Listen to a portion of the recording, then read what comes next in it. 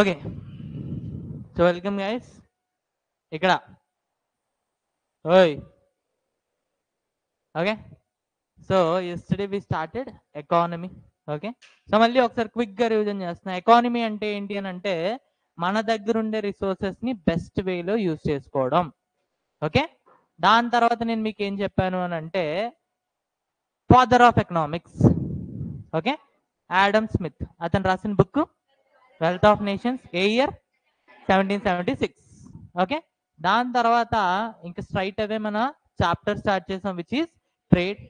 So trade నిన్న part 1 చూసాం, ఈరోజు it is going to be part 2. Okay, అయితే ఈ ట్రేడ్లో నేను మీకు ఏం చెప్పాను అని అంటే బేసిక్గా ట్రేడ్ని బట్టి కంట్రీస్ని 2 టైప్స్ కింద డివైడ్ చేస్తాం. ఒకటి closed economy, second one open economy. Closed ఎకానమీలో ఇంపోర్ట్స్ అండ్ ఎక్స్పోర్ట్స్ అనేవి నాకే బరాబర్ 0 ఉంటాయి ఆర్ క్లోజ్ టు 0 ఉంటాయి. అలానే ఓపెన్ ఎకానమీలో equals to world's openness, world's trade openness. Okay, so trade openness అంటే ఏం చూసాం మనం ఒక 100 రూపాయలు సంపాదిస్తుంటే ఆ 100 రూపాయలు ఎంత శాతం మన ఎక్స్పోర్ట్స్ అండ్ ఇంపోర్ట్స్ నుంచి వస్తుంది అనేది మనం చూసాం. ఓకే, దాని తర్వాత నేనేం చెప్పాను, క్లోజ్డ్ ఎకానమీని మనం చదివి వేస్ట్, ఎందుకంటే అందులో చదవడానికి అంతగా ఏమీ లేదు. Remaining we're left with open economy. Open economy అనేది మళ్ళీ further it is divided into 2 types. ఒకటి ఫ్రీ ట్రేడ్, జనాలు ఈజీగా ఒకదాని నుంచి ఒక కంట్రీ నుంచి ఒక కంట్రీకి వాళ్ళకి నచ్చిన వస్తువుల్ని ఎక్స్పోర్ట్ చేసుకోవచ్చు. దానివల్ల మన అడ్వాంటేజెస్ కూడా చూసాం. అయితే దీన్నే మనం ఏమంటామనంటే no interference or minimum interference. దీనికి ఇంకొక పేరు మన యూపీఎస్సీలో అడిగేది ఆర్ గ్రూప్ 1లో అడిగేది లాసే ఫెయిర్. ఓకే, సో ఈసారి మీరు చదువుకునేటప్పుడు ఖచ్చితంగా మీ మెడలో ఒక బోర్డు వేసుకోండి లాసే ఫెయిర్, విచ్ మీన్స్ నన్ను ఎవడో డిస్టర్బ్ చేయొద్దు, నేను చదువుకుంటున్నా అని. ఫైన్. దాని తర్వాత ట్రేడ్ ప్రొటెక్షనిజం అనేది నేను మీకేం చెప్పలేదు, ఈరోజు దాని గురించి చూద్దాం. హెడింగ్ పెట్టుకోండి, ట్రేడ్ ప్రొటెక్షనిజం. ట్రేడ్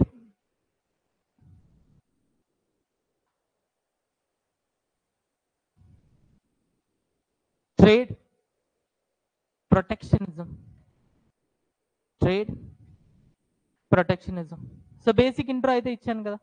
ఇక్కడ ఏంటి అని అంటే ట్రేడ్ బ్యారియర్స్ని యూజ్ చేసి ఆ ఫ్రీ ట్రేడ్ని రెస్ట్రిక్ట్ చేస్తారు. ఓకే, మళ్ళీ ఒకసారి రాసుకోండి డెఫినేషన్, పర్వాలేదు. Under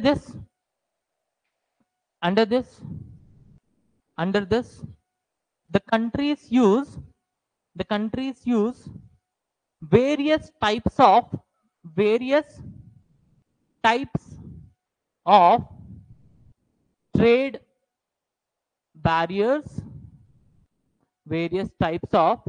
trade barriers, to restrict free trade,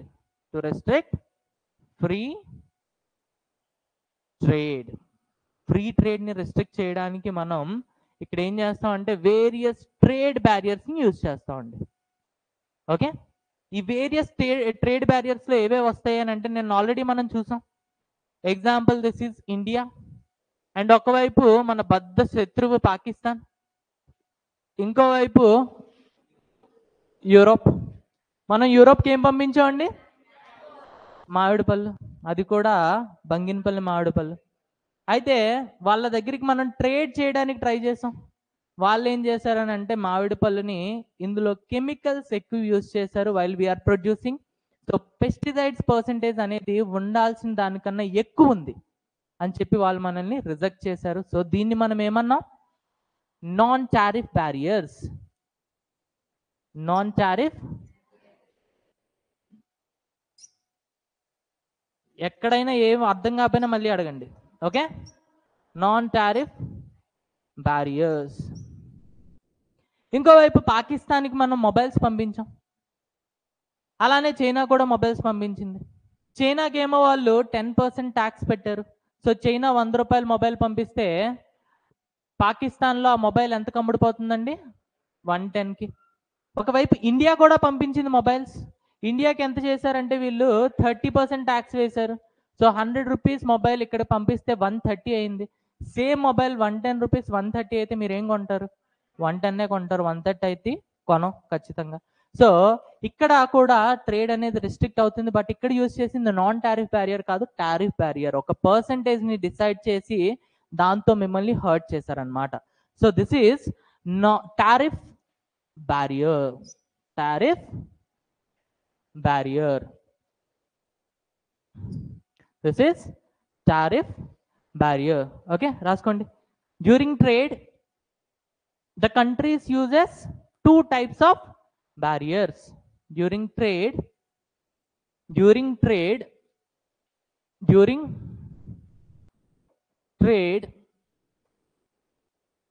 countries uses two types of barriers. ఒకటి tariff barriers, which means import and exports మీద టారిఫ్ వేస్తారు. ఇంకొకటి నాన్ టారిఫ్ బ్యారియర్స్. రాసుకోండి. First one tariff barriers, second one tariff barriers, second one non tariff barriers. Non tariff barriers.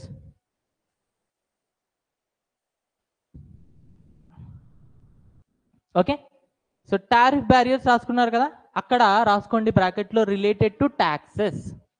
Related to taxes. Related to taxes.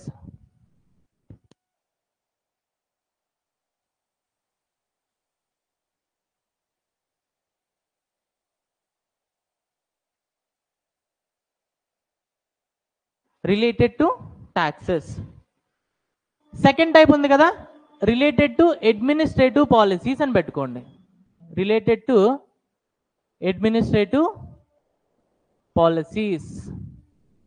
Related to administrative policies. Non tariff దగ్గర. Tariff అంటే ట్యాక్స్లు వేస్తారండి. Non tariff దగ్గర ఏంటి అని అంటే administrative policies. Okay, so మళ్ళీ ఈ నాన్ టారిఫ్ అనేది నేను ఒక్కసారి రియల్ లైఫ్ ఎగ్జాంపుల్తో చెప్తా చూడండి. సి, ఒకవైపు యుఎస్ఏ ఉందండి, ఇంకోవైపు ఇండియా, ఇంకోవైపు ఫ్రాన్స్. అయితే మనకి టమాటాలు అనేది సప్లై ఎక్కువైపోయింది. టమాటాలు సప్లై ఎక్కువైపోయింది. అయితే కేజీ మహారాష్ట్రలో 2 రూపాయలకి పడిపోయింది. అయితే రైతులు ట్రాన్స్పోర్టేషన్ కాస్టే 10 రూపీస్ దాకా పడిపోతుంది. అంత దూరం వెళ్ళి 2 రూపాయలకి ఏం అమ్ముతాం అని చెప్పి వీళ్ళందరూ ఏం చేశారంటే టమాటాస్ అన్నీ కూడా హైవే మీద పడేసి వాళ్ళు స్ట్రైక్ చేశారనమాట. వాళ్ళ యొక్క నిరసన తెలిపారు. అయితే గవర్నమెంట్ ఖచ్చితంగా ఒక మంచి స్టెప్ తీసుకోవాలి. సో గవర్నమెంట్ ఏం చేసింది అని అంటే ఇండియా యుఎస్ఏ దగ్గరికి వెళ్ళింది. యుఎస్ఏ మీరు సాస్ ఎక్కువ తింటారంట కదా, మా దగ్గర మంచి టమాటాలు ఉన్నాయి, అది కూడా తక్కువ రేటుకు ఉన్నాయి. నార్మల్ టైంలోనైతే మేము మీకు ఇండియన్ రూపీస్ పరంగా 100 రూపాయల కేజీకి అమ్ముతాం. కానీ ఇప్పుడు మా దాంట్లో ఏంటంటే సప్లై చాలా ఎక్కువ ఉందన్నమాట. అందుకని మేము మీకు 30 రూపాయలకే టమాటాలు ఇద్దాం అనుకుంటున్నాం. సో ప్లీజ్ కొనుక్కోండి అంది. వెంటనే యుఎస్ఏ ఏమంది అని అంటే 100 రూపాయలు 30 రూపాయలకి అమ్ముతున్నారని అంటే మేము తీసుకోపోవడానికి మేమైనా ఎర్రోళమా, ఖచ్చితంగా తీసుకుంటాం అంది. అయితే ఇంతలోపు నేను కొన్ని టమాటాలను తీసుకున్నా, వాటిని ల్యాబ్కి పంపిస్తున్నా, నువ్వు కూర్చో అంది. మన ఇండియా అక్కడ కూర్చుంది. కూర్చున్న తర్వాత ఈ మధ్య నేను న్యూస్ పేపర్లో చదివాను that you are going to get Rafales from France. Rafales అనేవి మీరు ఫ్రాన్స్ నుంచి కొంటున్నారని విన్నాను, నిజమేనా అని అంటే ఫ్రాన్స్ నుంచి కొంటున్నాను రఫేల్స్. అలానే రష్యా నుంచి S-400 అనే మీరు యాంటీ మిసైల్ సిస్టమ్స్ కొంటున్నారని విన్నాను, నిజమేనా అని అంటే ఎస్, 2 కొంటున్నాం అని అంటే ఒక పని చేయండి, మీరు ఫ్రాన్స్తోని అలానే రష్యాతోని డీల్ క్యాన్సిల్ చేసుకోండి, మేము అదే టెక్నాలజీ అదే మంచి క్వాలిటీ మేము మీకు అందిస్తామనంటే ఇండియా ఏం చెప్పింది అని అంటే deal is already confirm. Second thing is Russia మాకు ఎప్పటి నుంచో మంచి ఫ్రెండ్. ఇప్పుడు తను ఒక వెహికల్ పంపిస్తుందంటే నెక్స్ట్ టైం పంపించేటప్పుడు టెక్నాలజీ కూడా పంపిస్తుంది. అదే నీ దగ్గర అయితే నేను ఎప్పటికీ వెహికల్సే కొనుక్కోవాలి, నేను ఎప్పటికీ ఇండియాలో తయారు చేసుకోలేను. అందుకని నీ డీల్ అనేది నాకు వద్దు. ఇంకొకటి రఫేల్ ఫైటర్ గురించి మాట్లాడావు కదా, నీ దగ్గర నేను రఫేల్ ఫైటర్ కొనాలి అని అంటే నేను రఫేల్ ఫైటర్కి ఎంత పే చేశానో దానికి 5 టైమ్స్ ఎక్స్ట్రా పే చేయాలి. సో రఫేల్ డీల్ కూడా నాకు నీ దగ్గర నుంచి వద్దు అంది. వెంటనే యుఎస్ఏ ఏం చేసింది అని అంటే మీరు పంపించిన టమాటాల్లో 0.001% ఎక్స్ట్రా పెస్టిసైడ్స్ ఉన్నాయని చెప్పి మళ్ళీ టమాటాలన్నీ కూడా ఇండియాకి పంపించేసింది అనమాట. సో ఎక్కడైనా వాళ్ళు టారిఫ్ యూజ్ చేశారా? లేదు. ఓన్లీ వాళ్ళ అడ్మినిస్ట్రేటివ్ పర్పస్ ఏంటి అని అంటే వాళ్ళ దగ్గర మనం కొనలేదు కాబట్టి మన దగ్గర వాళ్ళు కొనట్లేదు అనమాట. సో ఇలాంటివి ఫ్యూచర్లో జరుగుతాయి. అలా జరగకుండా ఉండాలి అని అంటే ఏం చేయాలి అని అంటే ఏం చేయాలి? అగ్రిమెంట్ రాసుకోవాలి. నేను రేపు ఎవరి దగ్గర ఏ డిఫెన్స్ మిసైల్స్ కొన్నా కూడా మన ఇద్దరి మధ్యలో ఈ ట్రేడ్ అయితే ఏది ఉందో దీన్ని మాత్రం కట్ చేయకూడదు, కట్ డౌన్ చేయకూడదు. అండ్ వన్ మోర్ థింగ్, నేను పెస్టిసైడ్స్ కొంచెం తక్కువనే వాడతా, అలాంటి సరుకే నీకు పంపుతా. మరి 0.001%కి క్యాన్సిల్ చేయడం ఏంటండి ట్రేడ్? క్లియర్గా తెలిసిపోతుంది రఫేల్ కొనలేదని చెప్పి. అలానే S-400 రఫేల్ కొంటున్నామని S-400 సిస్టమ్ వాళ్ళ దగ్గర నుంచి కొంటున్నామనే వాళ్ళు ఈ డీల్ని క్యాన్సిల్ చేశారనమాట. అలాంటి టైంలో ఏం చేస్తామనంటే మనం నెక్స్ట్ టైం ఇవి జరగకుండా ఉండడానికి ఇక్కడ ఒక అగ్రిమెంట్ రాసుకుంటాం. ఏం రాసుకుంటాం? అగ్రిమెంట్ రాసుకుంటాం అనమాట. ఏమని అంటే ఫ్యూచర్లో నువ్వు నన్ను హర్ట్ చేయొద్దు, అలానే నేను నిన్ను హర్ట్ చేయను. ఎగ్జాంపుల్గా చెప్పాలి అని అంటే ఇప్పుడు టారిఫ్ బ్యారియర్స్లోకి రండి. టారిఫ్ బ్యారియర్ అంటే ఏంటండి? ట్యాక్స్ వేస్తారు. ఓకే, అయితే ఇండియా అండి, ఒకవైపు పాకిస్తాన్కి ఇండియా అంటే పడదు. సో ఇండియా నుంచి వెళ్ళే ప్రతి వస్తువు మీద కూడా పాకిస్తాన్ ఏం చేసిందంటే 30% ట్యాక్స్ వేసింది. అయితే మనం ఏమైనా తక్కువ తిన్నాం? మనం పాకిస్తాన్ నుంచి వచ్చే ప్రతి వస్తువు మీద 50% ట్యాక్స్ వేసాం. సో ఫైనల్గా దెబ్బ పడింది ఎవరికి అని అంటే ఇద్దరికి. ఎప్పుడు కూడా గ్లోబల్ పాలిటిక్స్లో ఒకళ్ళు గెలవడం ఒకళ్ళు ఓడిపోవడం ఉండదు. మీరిద్దరూ కొట్టుకుంటున్నారని అంటే లాభపడేవాడు వేరే ఒకడు, చైనా. ఓకే, సో ఇలాంటి సిచ్యువేషన్స్ ఉంటాయి అన్నమాట.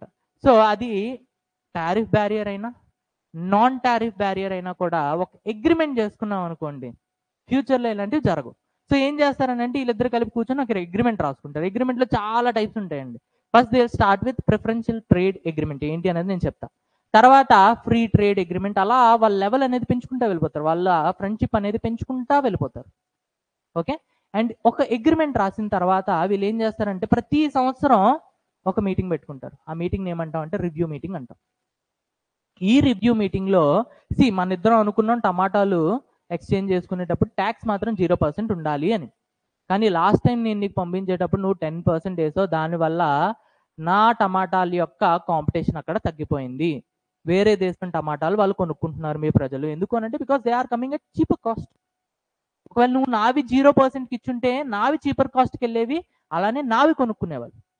ఓకే, సో ఇలా ఎవ్రీ ఇయర్ ఒక అగ్రిమెంట్ రాసుకున్న తర్వాత ఎవ్రీ ఇయర్ వాళ్ళు ఒక మీటింగ్ పెట్టుకుంటారు, రివ్యూ మీటింగ్. మనం అనుకున్న పాయింట్స్ ఇవి, నువ్వు ఆల్మోస్ట్ ఫాలో అయ్యో, సో థ్యాంక్స్ ఫర్ దట్. మన డీల్ అనేది నెక్స్ట్ మన ఫ్రెండ్షిప్ అనేది మన బాండింగ్ అనేది ఇంకొంచెం పెంచుదాం అంటారు. కొన్నిసార్లు ఏంటి అని అంటే మన ఇద్దరం రాసుకున్నాం, చైనాతో మనకు బోల్డ్ అండ్ డీల్స్ ఉన్నాయి. End of the day review మీటింగ్లో కూర్చునేటప్పుడు మాత్రం నువ్వు అప్పుడు అలా చెప్పావని అంటే నేను అలానే చెప్తా కానీ చేయను. అందుకనే ఇండియా ఎప్పుడు చైనాని నమ్మదు. ఎందుకు అని అంటే బోల్డ్ అండ్ అగ్రిమెంట్స్ చేస్తుంది, అగ్రిమెంట్స్ అన్నీ కూడా బ్రేక్ చేస్తుంది. ఏమని అడిగితే agreements are made to break, simple dialogue. అందుకని ఒకవేళ అలాంటివి ఏమైనా ఉన్నాయనుకోండి, ఆ అగ్రిమెంట్ కూడా క్యాన్సిల్ చేసుకొని నార్మల్ అసలు ఏ అగ్రిమెంట్ లేకుండా ట్రేడ్ చేసుకుంటాం. వరల్డ్ ట్రేడ్ ఆర్గనైజేషన్ ఏం చెప్తుంది అని అంటే మెంబర్ కంట్రీస్ అందరినీ ఒకలాగే ట్రీట్ చేయాలి, అలానే అందులో ఎక్సెప్షన్ ఉంటుంది, ఒక 2 దేశాలు కలిపి ట్రేడ్ అగ్రిమెంట్స్ చేసుకోవచ్చు అని. ఆ ఎక్సెప్షన్ యూజ్ చేసుకొని ప్రతి దేశాలు. ఓకే, అర్థమైందా? సో అది టారిఫ్ బ్యారియర్ అయినా నాన్ టారిఫ్ బ్యారియర్ అయినా ఫ్యూచర్లో అవి రిపీట్ అవ్వకుండా ఉండడానికి మనం ఏం చేస్తున్నాం? ట్రేడ్ అగ్రిమెంట్స్ అనేవి సైన్ చేస్తున్నాం. రాసుకోండి. So these trade barriers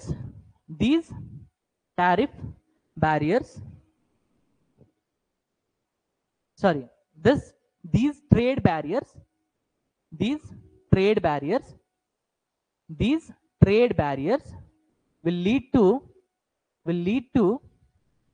trade agreements.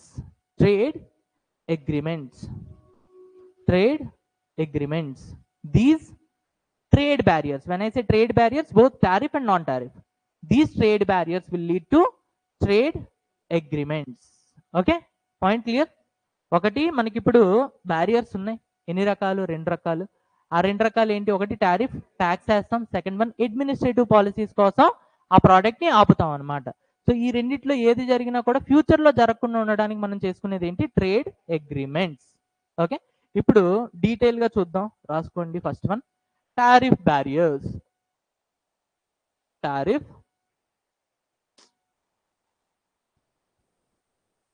Tariff barriers. Tariff barriers రాసుకోండి. Tariff means taxes or duties taxes or duties taxes or duties imposed on imports and exports. See మనకి ఎగ్జామ్లో అడిగే క్వశ్చన్ ఏంటి అని అంటే టారిఫ్ బ్యారియర్ దేని మీద అప్లై అవుతుంది అని. ఒకటి ఇంపోర్ట్స్ ఇస్తాడు, ఎక్స్పోర్ట్స్ ఇస్తాడు, బోత్ ఇస్తాడు, నన్ను ఇస్తాడు. Your option will be both. ఎలానో చెప్తా చూడండి. నార్మల్ టైంలోని మనం ఎక్స్పోర్ట్స్ చేసేటప్పుడు ట్యాక్స్ అనేది ఏమి ఉండదండి. ఎందుకు అని అంటే ఎక్స్పోర్ట్స్ చేస్తే మనకి ఏమొస్తాయి? ఫారెన్ డాలర్స్ వస్తాయి. ఫారెన్ డాలర్స్ వస్తే ఖచ్చితంగా మన ఫారెక్స్ రిజర్వ్స్ అనేవి పెరుగుతాయి. సో ఇది అడ్వాంటేజ్ అనమాట. అందుకని చెప్పి ఎప్పుడు కూడా ఎక్స్పోర్ట్స్ చేసేటప్పుడు మనకి టారిఫ్ లేదు. కానీ కొన్నిసార్లు ఏమవుతుంది అని అంటే ఇండియాలో రైస్ తక్కువ ఉందన్నప్పుడు, ఇండియాలో టమాటా ధరలు 100 రూపాయలు 150 రూపాయలకి వెళ్ళాయి అన్నప్పుడు, ఇండియాలో ఆనియన్స్ ధరలు 100 రూపాయలు 150 రూపాయలు 200 వరకు వెళ్ళాయి అన్నప్పుడు దీని అర్థం ఏంటి అని అంటే రేట్ పెరిగింది అని అంటే ఇండియాలో అవి తక్కువ అవైలబుల్ ఉన్నాయి, వాటి డిమాండ్ ఎక్కువ ఉంది అని. వాటి సప్లై తక్కువ ఉంది, అలానే వాటి డిమాండ్ ఎక్కువ ఉంది అని. అలాంటప్పుడు ఒకటి మనకే సప్లై లేకపోతే మీరేవో డబ్బులు వస్తున్నాయి కదని చెప్పి ఫారెన్ కంట్రీస్ మీరు ఎలా పంపిస్తారు? అలా పంపించకుండా ఉండడానికి వీళ్ళు ఏం చేస్తారు అని అంటే ఎక్స్పోర్ట్ ట్యాక్స్ వేస్తారు. ఎక్స్పోర్ట్ ట్యాక్స్ వేస్తే ఇప్పుడు 100 రూపాయలది వస్తువు మన వాళ్ళు ఏం చేస్తారంటే ఒక 30% ఎక్స్పోర్ట్ ట్యాక్స్ వేస్తారు. ఓకే, సో ఇది ఆ కంట్రీలో 130 రూపీస్కి సేల్లో పెడతారు. ఇంకోవైపు చైనా ఉందనుకోండి, చైనా అదే ప్రోడక్ట్ని వేరే కంట్రీలో 100 రూపాయలకు పంపిస్తుంది. ఆబ్వియస్గా ఏ ప్రోడక్ట్ కొంటారు? చైనా ప్రోడక్టే. సో మనది కాంపిటీషన్ పోతుంది, అలానే మన ప్రోడక్ట్స్ ఎవరు కొనరు కాబట్టి ఆ ప్రోడక్ట్స్ ఇండియాలోనే ఉంటాయి. అర్థమైందా? సో ఎక్స్పోర్ట్స్ మీద ఇలా ట్యాక్స్ వేస్తారు. ఇంపోర్ట్స్ మీద ఎలా వేస్తారని అంటే ఎగ్జాంపుల్గా ఇప్పుడు ఇండియాలో ఒక కొత్త మొబైల్ కంపెనీ వచ్చింది. ఓకే, ఇండియాలో మెల్లిగా మొబైల్ కంపెనీస్ అనేవి పెరుగుతూ ఉన్నాయి. ఓకే, ఈ టైంలో ఏమైందని అంటే ఇప్పుడు కొంచెం రిచ్గా ఉన్న వాళ్ళు ఏం చేస్తున్నారంటే ఫారెన్ నుంచి ఐఫోన్ తెప్పించుకుంటున్నారు అనమాట. ఇండియాలో ఇప్పుడు ఒక కంపెనీ ఉంది, ఆ కంపెనీ ఏం చేసిందంటే ఆండ్రాయిడ్ ఫోన్ తయారు చేసింది. దీని ప్రైస్ వచ్చేసి ఒక 50,000 అనుకోండి. సేమ్ ఫ్యూచర్స్తో ఐఫోన్ వస్తుంది. ఓకే, ఇప్పుడు దీని మీద వీళ్ళు ఏం చేస్తారని అంటే 50,000 దీని ప్రైస్ కూడా. మన వాళ్ళు ఏం చేస్తారంటే దీని మీద ఇంపోర్ట్ ట్యాక్స్ ఒక 30% వేస్తారు. ఇప్పుడు దీని ప్రైస్ ఎంత అవుతుంది అని అంటే ఆబ్వియస్గా ఎంత అవుతుందండి? 30% ఎంత? 15,000, 65,000. సో సేమ్ మొబైల్ 65,000కి అమ్ముతున్నారు, అలానే ఇంకోవైపు 50,000కి అమ్ముతున్నారు. ఏది మీరు కొంటారు? సో 50,000. సో ఎప్పుడైతే మీరు మీ డొమెస్టిక్ ప్రోడక్ట్స్ని, మీ డొమెస్టిక్ ఇండస్ట్రీస్ని, మీ డొమెస్టిక్ సప్లయర్స్ని కాపాడాలి అనుకుంటారో అలాంటి టైంలో కంట్రీ విధించే ట్యాక్స్ ఏంటి అని అంటే ఇంపోర్ట్ ట్యాక్స్. అర్థమైందా? క్లియర్? సో టారిఫ్ బ్యారియర్స్లో రెండు రకాలు ఉంటాయి. ఒకటి ఇంపోర్ట్ టారిఫ్, అలానే ఎక్స్పోర్ట్ టారిఫ్. సో రెండిట్ల మీద కూడా మనం టారిఫ్ అనేది విధిస్తాం. ఓకే, సో ఇవన్నీ కూడా ఎక్స్ప్లెయిన్ చేయాల్సిందే, రాసుకోవాల్సింది ఏమీ లేదు. ఫైన్, నెక్స్ట్ హెడింగ్ పెట్టుకోండి, లేదా ఒకసారి రాసుకోండి. when countries uses import tariff, when countries uses import tariff hyphen imports will become costlier. When countries uses import tariff, imports will become costlier.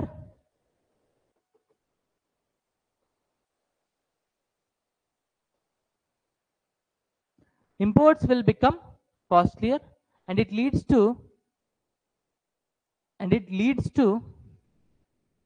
Reduction of imported items in the country.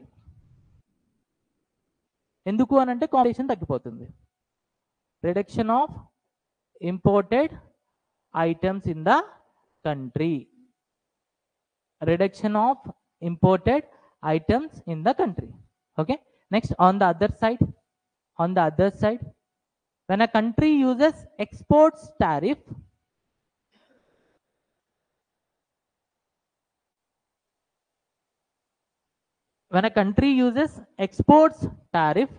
Simple అండి, same దీన్నే reverse రాసుకోండి. Export tariff, export మీద tariffs ఒకవేళ విధించింది అనుకోండి, ఏమవుతుంది? Exports costly అయిపోతాయి.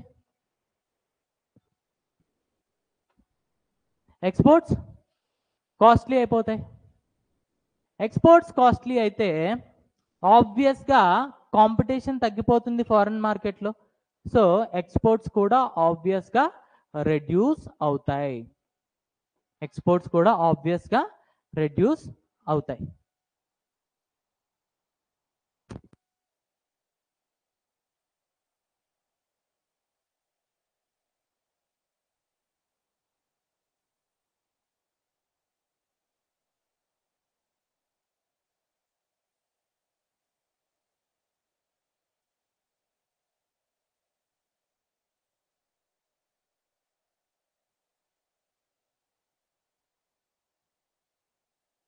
Okay, now keep a heading non-tariff barriers.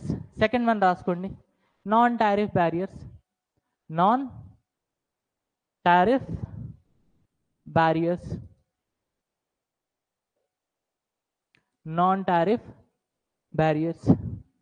Okay, so ఇందులో మళ్ళీ టైప్స్ ఉన్నాయండి. ఫస్ట్ వన్ రాసుకోండి, quantitative restrictions. First one quantitative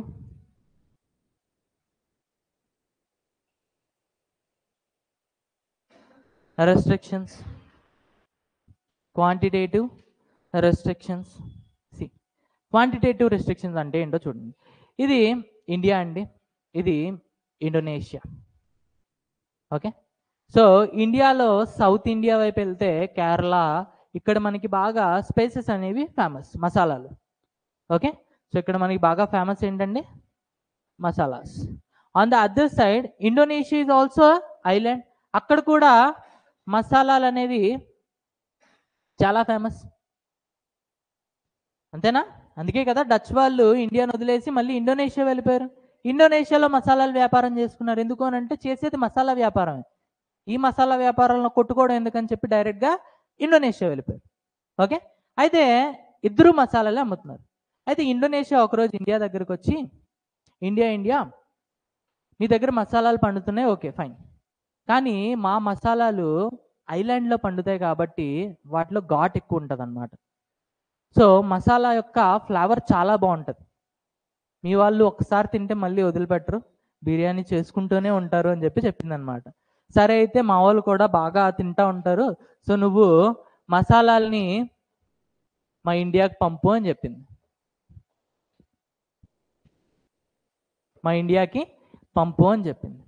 అయితే ఇండోనేషియా ఏం చేసిందంటే మసాలాలు పంపిస్తూ ఉంది. అయితే ఇండియాలో ఒక మసాలా ప్యాకెట్ 100 రూపాయలకి అమ్మితే వీళ్ళు 80 రూపాయలకే పంపుతున్నారు అన్నమాట. అలాంటప్పుడు ఇక్కడ ఉన్న ఫార్మర్స్ అందరూ కూడా ఒకరోజు గవర్నమెంట్ దగ్గరికి వెళ్ళారు. గవర్నమెంట్ నువ్వేం చేసావు నీకు తెలుసా? నీ వల్ల మేము మసాలాలు పండించడం మానేసి అక్కడ మేము ఇల్లులు కట్టుకుంటున్నాం పొలాల్లో, ఓన్లీ బికాస్ ఆఫ్ యూ. ఎందుకు అని అంటే ముందు మేము దాన్ని 100 రూపాయలకి అమ్మేవాళ్ళం, వాళ్ళకి వేరే దిక్కు లేదు, కొనుక్కునేవాళ్ళు.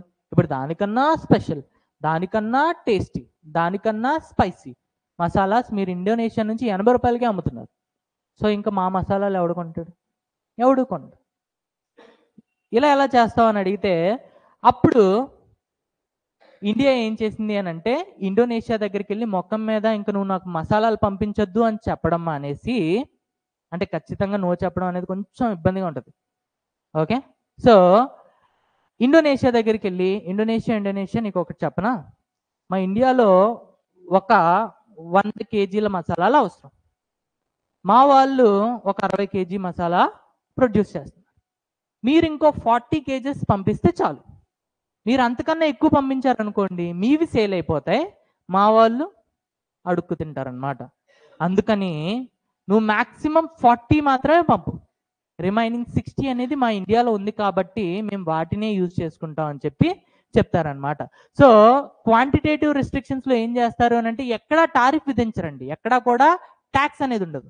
కానీ ఏం చేస్తారు అని అంటే మీరు అంటే ఒక మ్యాక్సిమం చెప్తారు, మీరు 40 kgs మాత్రమే మ్యాక్సిమం పంపచ్చు, అంతకు మించి పంపడానికి లేదు. ఒకవేళ మీరు 30 పంపిస్తారా, రిమైనింగ్ 70 kgs మా ఇండియా మసాలాలు కొనుక్కుంటారు. ఒకవేళ మీరు 20 పంపిస్తారు, రిమైనింగ్ 80 మా వాళ్ళు కొనుక్కుంటారు. ఓకే, సో మ్యాక్సిమం మాత్రం 40 దాటిందా, 40.1 kg వచ్చిందా, 41 kgs వచ్చిందా, ఎయిర్పోర్ట్లో నువ్వు డస్ట్బిన్లో పడేయడం, వేరే యూజ్ అయితే లేదు. ఓకే, సో క్వాంటిటేటివ్ రెస్ట్రిక్షన్స్ అర్థమైనాయా? నాన్ టారిఫ్ బ్యారియర్లో రాసుకోండి. Under it the countries impose,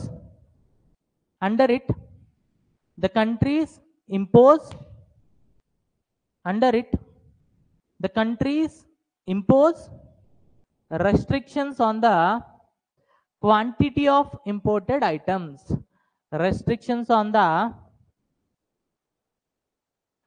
quantity of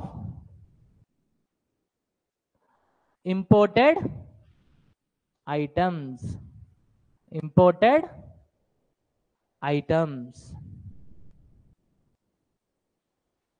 okay. Second one, నేను మీకు ఇందాక ఆల్రెడీ ఒక ఎగ్జాంపుల్ చెప్పాను, ఏంటి, యూరోప్కి మనం మామిడి పళ్ళు పంపించాం, అందులో కెమికల్స్ ఎక్కువ ఉన్నాయనే రీజన్తో రిజెక్ట్ చేశారు. ఓకే, సో సెకండ్ వన్ రాసుకోండి. Health sanitary and safety regulation. Health sanitary and safety regulation,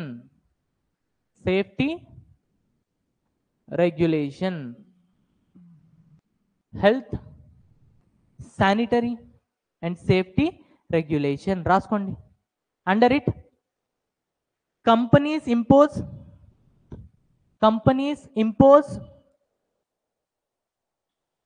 high standards on imported items, chemicals ఉండకూడదు అంటారు, ఇంకో రీజన్ చెప్తారు. ఓకే, నెక్స్ట్ రాసుకోండి. It is done with an intention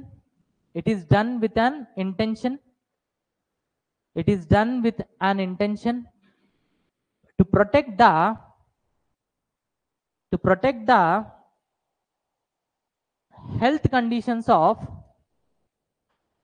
the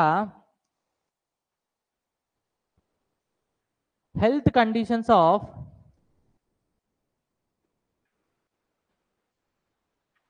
humans, animals and plants. To protect the health condition of humans, animals and plants, okay, of any particular country, of any particular country.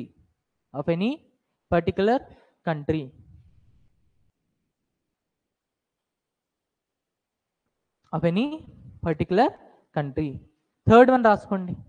So ఇప్పటివరకు ఎన్ని చూసాం? 2.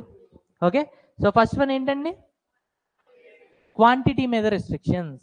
Second one ఏంటంటే ఏదో reason చెప్తారు, health అంటారు, sanitary అంటారు, safety regulations అంటారు, ఏదో ఒకటి చేసి ట్రేడ్ని అయితే రెస్ట్రిక్ట్ చేస్తారు. ఓకే, థర్డ్ వన్ రాసుకోండి. 1991కి ముందు ఇండియా వేరే దేశం నుంచి ఏది ఇంపోర్ట్ చేసుకునేది కాదండి, ఏది కూడా ఇంపోర్ట్ చేసుకునేది కాదు. కానీ కొన్నిసార్లు మన వాళ్ళు గవర్నమెంట్ దగ్గరికి వెళ్ళి రిక్వెస్ట్ చేసేవాళ్ళు, సార్ ఇప్పుడు మన ఇండియన్స్ ఒక మెషిన్ తయారు చేస్తున్నారు, ఆ మెషిన్ యూజ్ చేస్తే గింజుకుంటే రోజులో 10 షర్ట్లు తయారు చేస్తుంది. ఈ మధ్య నేను యూట్యూబ్లో ఒక రీల్ చూసా, 1 గంటలో 100 షర్ట్స్ తయారు చేస్తుంది ఆ machine. Please sir let me import that machine. దానివల్ల ఏమవుతుందంటే ఇండియాలో ప్రొడక్టివిటీ అనేది పెరుగుతుంది, కానీ ఇండియాకి భయం అన్నమాట. మళ్ళీ ఎవరినైనా ఇంపోర్ట్ చేసామనంటే మెల్లిగా వాడు వచ్చి ఇక్కడ ఒక గొడౌన్ ఓపెన్ చేస్తాడు. గొడౌన్ ఓపెన్ చేసి 200 సంవత్సరాలు మళ్ళీ మనల్ని పాలిస్తాడు. అందుకని చెప్పి ఇండియా ఒకవైపు నో చెప్పలేదు. ఎందుకు అనంటే ఇండియా యొక్క ప్రొడక్షన్ పెరుగుతుందనే రీజన్ ఇచ్చాడు, ఇండియా యొక్క జీడిపి పెరుగుతుందనే రీజన్ ఇచ్చాడు. సో ఒకవైపు నో చెప్పలేదు. అందుకని చెప్పి ఇండియా ఎలాంటి గేమ్స్ ఆడేది అని అంటే, ఫైన్ నువ్వు ఓపెన్ చేయి, నువ్వు ఎక్కడి నుంచి అయితే తెచ్చుకోవాలి అనుకుంటున్నావు మెషిన్, ఒక పేపర్ మీద రాసివ్వు, నేను దానికి అప్రూవల్ ఇచ్చి ఒక స్టాంప్ ఇస్తా. ఓకే, దీన్ని ఏమంటాం అంటే లైసెన్స్ అంటాం అనమాట. ఏమంటాం? లైసెన్స్. ఎప్పుడైతే నీకు ఈ లైసెన్స్ ఉంటుందో నువ్వు తిన్నగా వెళ్ళి ఎయిర్పోర్ట్ దగ్గర చూపించు, వాళ్ళు నీకు ఈ మెషిన్ అనేది వదిలేస్తారు. లేదు అని అంటే నువ్వు కాదు కదా, నీ పిల్లోడు పుట్టినా కూడా ఆ మెషిన్ అనేది ఎయిర్పోర్ట్లోనే ఉంటుంది. అయితే మనోడు ఇంకేంటి అని అంటే, ఫైన్ ఒక పని చేద్దాం, మంచిగా ఒక రెనాల్డ్స్ బ్లాక్ పెన్ కొనుక్కొని ఒక పేపర్ మీద చక్కగా రాశాడు ఒక లెటర్, దట్ నేను పలానా కంట్రీ నుంచి ఒక మెషిన్ని ఇంపోర్ట్ చేసుకుందాం అనుకుంటున్నాను అని. అయితే బేసిక్గా గవర్నమెంట్ ఆఫీస్కి వెళ్ళాడు. తర్వాత పారాగాన్ చెప్పాలన్నమాట వాడివి, ఇయర్ కోట్ మారుస్తాడు. కానీ వీడు ఎక్కువ తిరగడం వల్ల ఇయర్లో 4 జతలు అయిపోయినాయి, అలా టోటల్ 12 జతలు అయిపోయినాయి. మొత్తానికి 3 సంవత్సరాలు ఫినిష్ అయిపోయింది, కానీ పర్మిషన్ దొరకల. పాపం ఫ్రస్ట్రేషన్లో వెళ్ళాడు. వెళ్ళి, sir already 12 pairs gone, this is 13th pair, so please give me permission. అయితే ఇలా ఏం చేసేవాళ్ళని అంటే, గవర్నమెంట్ కావాలని డిలే చేసేది, ట్రేడ్ ఆపట్ల కానీ డిలే చేస్తుంది. Justice delayed is justice denied. So delay చేయడం ఇస్ నథింగ్ బట్ డినై చేయడం. సో దీన్ని ఏమంటాం అని అంటే, ఇది కూడా మనం ఏం చేస్తాం అని అంటే నాన్ టారిఫ్ బ్యారియర్లోనే కన్సిడర్ చేస్తాం. ఓకే, థర్డ్ వన్ రాసుకోండి, import licences. Import licences, import licences, import licences. సరిపోయిందా స్పెల్లింగ్? ఇంపోర్ట్ లైసెన్సెస్ రాసుకోండి. These are also considered as non tariff barriers. These are also considered as non-tariff barriers because they restrict trade from other countries. Because they restrict trade from other countries.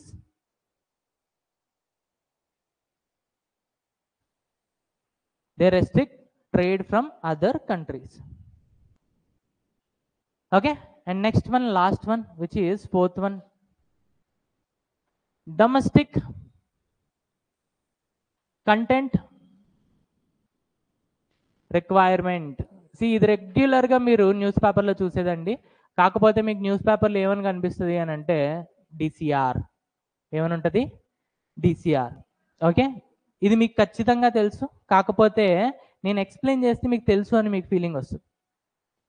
Okay, ఇప్పుడు ఏమైంది అని అంటే, ఒకరోజు Elon Musk ఉన్నాడు. Elon Musk ఏం చేశాడంటే మోడీకి call చేశాడు. మోడీ, నేను టెస్లా అనే ఒక కార్ని డెవలప్ చేశాను, ఎలక్ట్రిక్ కార్ అనమాట. నేను దాన్ని ఇండియాలో లాంచ్ చేద్దాం అనుకుంటున్నాను. అయితే మోడీ ఏమన్నాడనంటే, మేము ఎలక్ట్రిక్ వెహికల్స్ కోసమే చూస్తున్నాం, ఇలాంటి మంచి మంచి టెక్నాలజీస్ ఇండియాకి వస్తే మాకు కూడా మంచిదే, అయితే తీసుకురా, కానీ ఒకటే కండిషన్, నువ్వు ఏ వెహికల్స్ని అయితే ఇండియాలో అమ్మాలి అనుకుంటున్నావో అందులో మినిమం 30% ఇండియాలోనే మ్యానుఫ్యాక్చర్ చెయ్యి, ఇండియాలోనే మ్యానుఫ్యాక్చర్ చెయ్యి, అప్పుడు మాత్రమే నీకు ఇండియాలో రావడానికి నేను పర్మిషన్ ఇస్తా అని చెప్పాడు. డైరెక్ట్గా నేను కార్లు పంపించేస్తా అంటే కుదరదు. ఓకే, కార్లు పంపించు, కానీ నువ్వు పంపించే కారులో మినిమం 30% అనేవి ఇండియన్ మ్యానుఫ్యాక్చర్డ్ కార్స్ అయి ఉండాలి, ఆత్మ నిర్భర్ భారత్ అయి ఉండాలి, అప్పుడు మాత్రమే నేను యాక్సెప్ట్ చేస్తా అన్నాడు. అయితే టెస్లా వాడు ఈ సెడ్ నో, ఇండియాలో నేను మ్యానుఫ్యాక్చర్ చేయను, నాకు చైనాలో మంచిగా దొరుకుతున్నాయి, సో నేను చైనాలో మ్యానుఫ్యాక్చర్ చేసి ఇండియాకి పంపిస్తా అన్నాడు. దెన్ వెంటనే మోడీ ఏమన్నాడు అని అంటే గెట్ లాస్ట్ అన్నాడు. ఓకే, అందుకని చెప్పి ఎలన్ మాస్క్ ఏం చేశాడనంటే బాగా పగ పెంచుకున్నాడు ఇండియా మీద. పగ పెంచుకొని డొనాల్డ్ ట్రంప్కి సపోర్ట్ చేశాడు. ఎప్పుడైతే ట్రంప్ గెలిచాడో ఇప్పుడు ఇప్పుడు ఇండియా ఆటోమేటిక్గా యాక్సెప్ట్ చేయాల్సింది ఎందుకు అని అంటే ట్రంప్ గెలిచాడు. యుఎస్తో నువ్వు ట్రేడింగ్ చేయాలి అని అంటే ఆబ్వియస్గా one and only rule and regulation that is you have to accept Elon Musk Tesla cars in India. కానీ మనకు కూడా అంత వీక్ కంట్రీ కాదు, సాఫ్ట్ కంట్రీ, సాఫ్ట్ పవర్ చాలా ఉంది మనకి. అందుకని చెప్పి మన ఇన్ఫ్లుయెన్స్ యూజ్ చేసి 30% కాకపోయినా పర్లేదు, 20% అయినా ఇండియాలో చేయాలి. అందులో ఆ ప్రోడక్ట్స్ ఉంటాయి చూసారా, ఇన్పుట్స్లో కూడా మినిమం ఇంత శాతం ఇండియాలో ఖచ్చితంగా కొనాలి అని చెప్పి ఒక రూల్ పెట్టారు. ఆ రూల్ మీద ఇప్పుడు టెస్లా ఇండియాకి వస్తే అదే రూల్ ఫాలో అవుతుంది. ఓకే, దీన్ని ఏమంటామనంటే domestic content requirement. See this happened with Rafale also. First మేము ఒక 50 రఫేల్ ఫైటర్ జెట్స్ ఆర్డర్ చేస్తాం, నెక్స్ట్ టైం కూడా మేము మీకు ఆర్డర్ చేస్తాం. కానీ ఈసారి ఏంటి అని అంటే మీరు ఆ పార్ట్స్ అన్నీ ఇండియాకి తీసుకురావాలి. ఇండియాలో హిందుస్థాన్ ఏరోనాటికల్ లిమిటెడ్ అనే ఒక సంస్థ ఉంది. ఆ సంస్థకి మీరు ఇస్తే ఆ సంస్థ ఏం చేస్తుంది అంటే ఇక్కడ వాటన్నిటిని అసెంబుల్ చేసి అప్పుడు మీకు ఇస్తుంది. Second option. అండ్ ఇంకొన్ని రోజులు అయిన తర్వాత మన ఫ్రెండ్షిప్ ఇంకా క్లోజ్ అవుతుంది. ముందు ఒక బీర్ బాటిల్ తాగేవాళ్ళం, ఇప్పుడు 2-3 బీర్ బాటిల్ తాగుతున్నాం కలిసి కూర్చొని. సో ఈసారి ఏంటి అని అంటే నువ్వు ఈసారి తయారు చేయడం ఇండియాలో తయారు చేయాలి. అలానే మా వాళ్ళకి ఆ టెక్నాలజీ కూడా చెప్పాలి. ఓకే, సో ఎప్పుడు అమ్మడమే కాదు, అవతల వాడు అమ్మేవాడికి కూడా వాడు తయారు చేసుకునే అవకాశం మీరు ఇవ్వాలి అని చెప్పి థర్డ్ టైం కండిషన్ పెట్టిందనమాట. ఇవన్నీ ఏంటంటే examples for domestic content requirement. So ఇక్కడ ఎక్కడ కూడా టారిఫ్స్ వేయట్లా, ఏం చేస్తుంది, కండిషన్ పెడుతుంది. ఏమని అని అంటే డొమెస్టిక్ కంటెంట్ ఖచ్చితంగా రిక్వైర్మెంట్ ఉంది. ఒకవేళ నువ్వు చేసే ప్రోడక్ట్లో డొమెస్టిక్ కంటెంట్ లేదా, నువ్వు నాకు వద్దు. ఓకే, నువ్వు ఎంత తెల్లగున్నా పర్లేదు, నాకు ఇండియన్ అమ్మాయే కావాలి. ఓకే, సో అదే సిచ్యువేషన్ రాసుకోండి. Under DCR domestic content requirement, under DCR the domestic countries imposes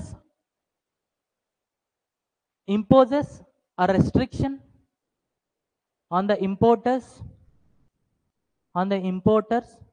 to manufacture మళ్ళీ చెప్పనా, under DCR the domestic country imposes a restriction on importers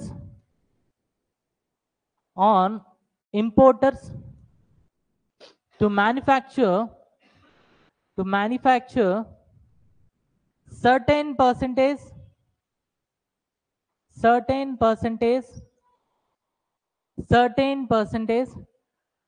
of their product using domestic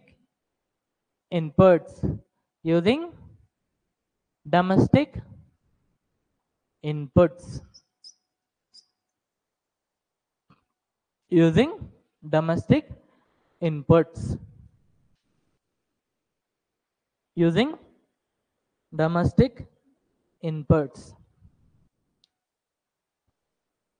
okay fine, అర్థమైందా, clear? So conclusion ఒకసారి చూడండి. First మనం free trade చూసాం, అలానే trade protectionism చూసాం.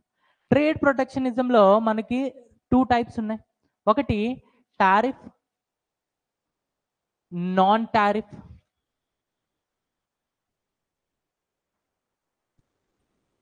Okay, టారిఫ్లో 2 ఉన్నాయి. ఒకటి ఎక్స్పోర్ట్స్ మీద విధిస్తాం, అలానే ఇంపోర్ట్స్ మీద కూడా విధిస్తాం. ఓకే, నాన్ టారిఫ్లు ఎన్ని ఉన్నాయండి? 4. ఫస్ట్ వన్ క్వాంటిటీని రెస్ట్రిక్ట్ చేస్తాం, ఇంత మాత్రమే పంపించు, అంతకు మించి పంపిస్తే నువ్వు మాకు వద్దు అంటాం. సెకండ్ వన్ ఏంటి అని అంటే హెల్త్ అంటాం, శానిటేషన్ అంటాం, సేఫ్టీ అంటాం. థర్డ్ వన్ లైసెన్స్ అనే టూల్ యూజ్ చేసుకుంటాం. అండ్ తర్వాత డిసిఆర్, నువ్వు తయారు చేసే ప్రోడక్ట్లో మినిమం ఇంత % ఖచ్చితంగా ఇండియాలోనే తయారు చేయాలి, ఇండియాలో దొరికే రా మెటీరియల్స్ని యూజ్ చేసుకొనే తయారు చేయాలి అని ఒక కండిషన్ పెడతాం. అర్థమైందా? సింపుల్. కన్క్లూజన్ అండ్ హెడ్డింగ్ పెట్టుకోండి. 3 పాయింట్స్ చెప్తా. సో క్వశ్చన్ రాసేటప్పుడు ఈ 3 పాయింట్స్ కన్క్లూజన్లో రాస్తే చాలు. Fine. Countries conclusion heading. Countries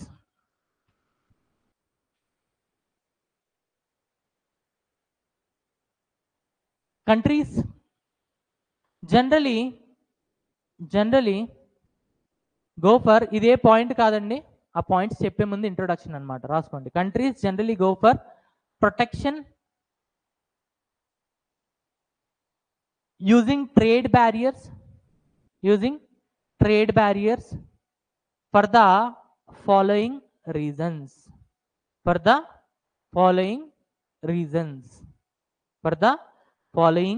reasons.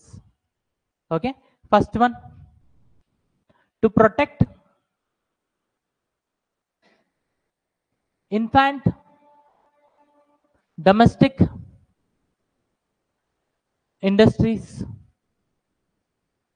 See, ఇప్పుడు ఇద్దరికి పెళ్ళయిందండి. పెళ్ళైతే ఫస్ట్ అమ్మాయి ప్రెగ్నెంట్ అవుతుంది.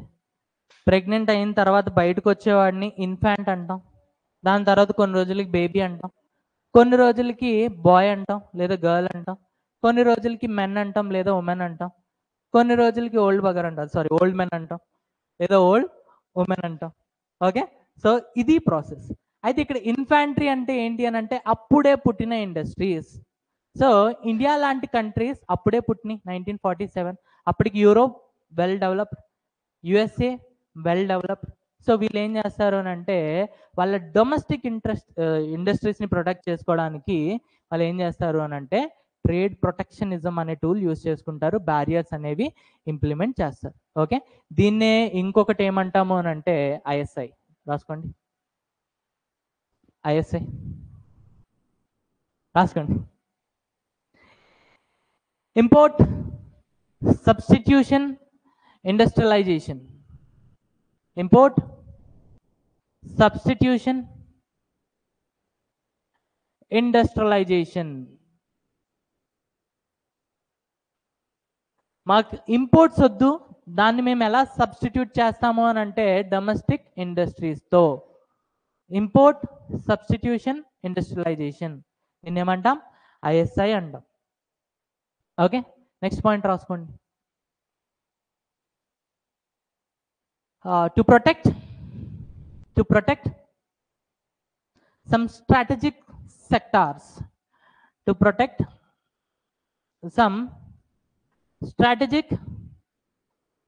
sectors,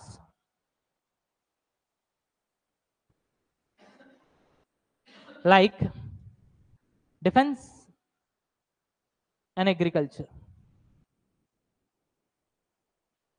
See, మనకి ఇండిపెండెన్స్ వచ్చే టైంలో ప్రతి ఒక్కరు ట్రాక్టర్ యూజ్ చేస్తున్నారు, ఇండియాలో కాదు బయట. సో ఆబ్వియస్గా వాళ్ళ ప్రొటెక్షన్ అనేది ఎక్కువ ఉంటుంది. వాళ్ళు పెస్టిసైడ్స్ యూజ్ చేస్తున్నారు, యూరియా యూజ్ చేస్తున్నారు. మనం యూజ్ చేసేది ఏంటి అని అంటే స్వచ్ఛమైన ఆవు పేడ.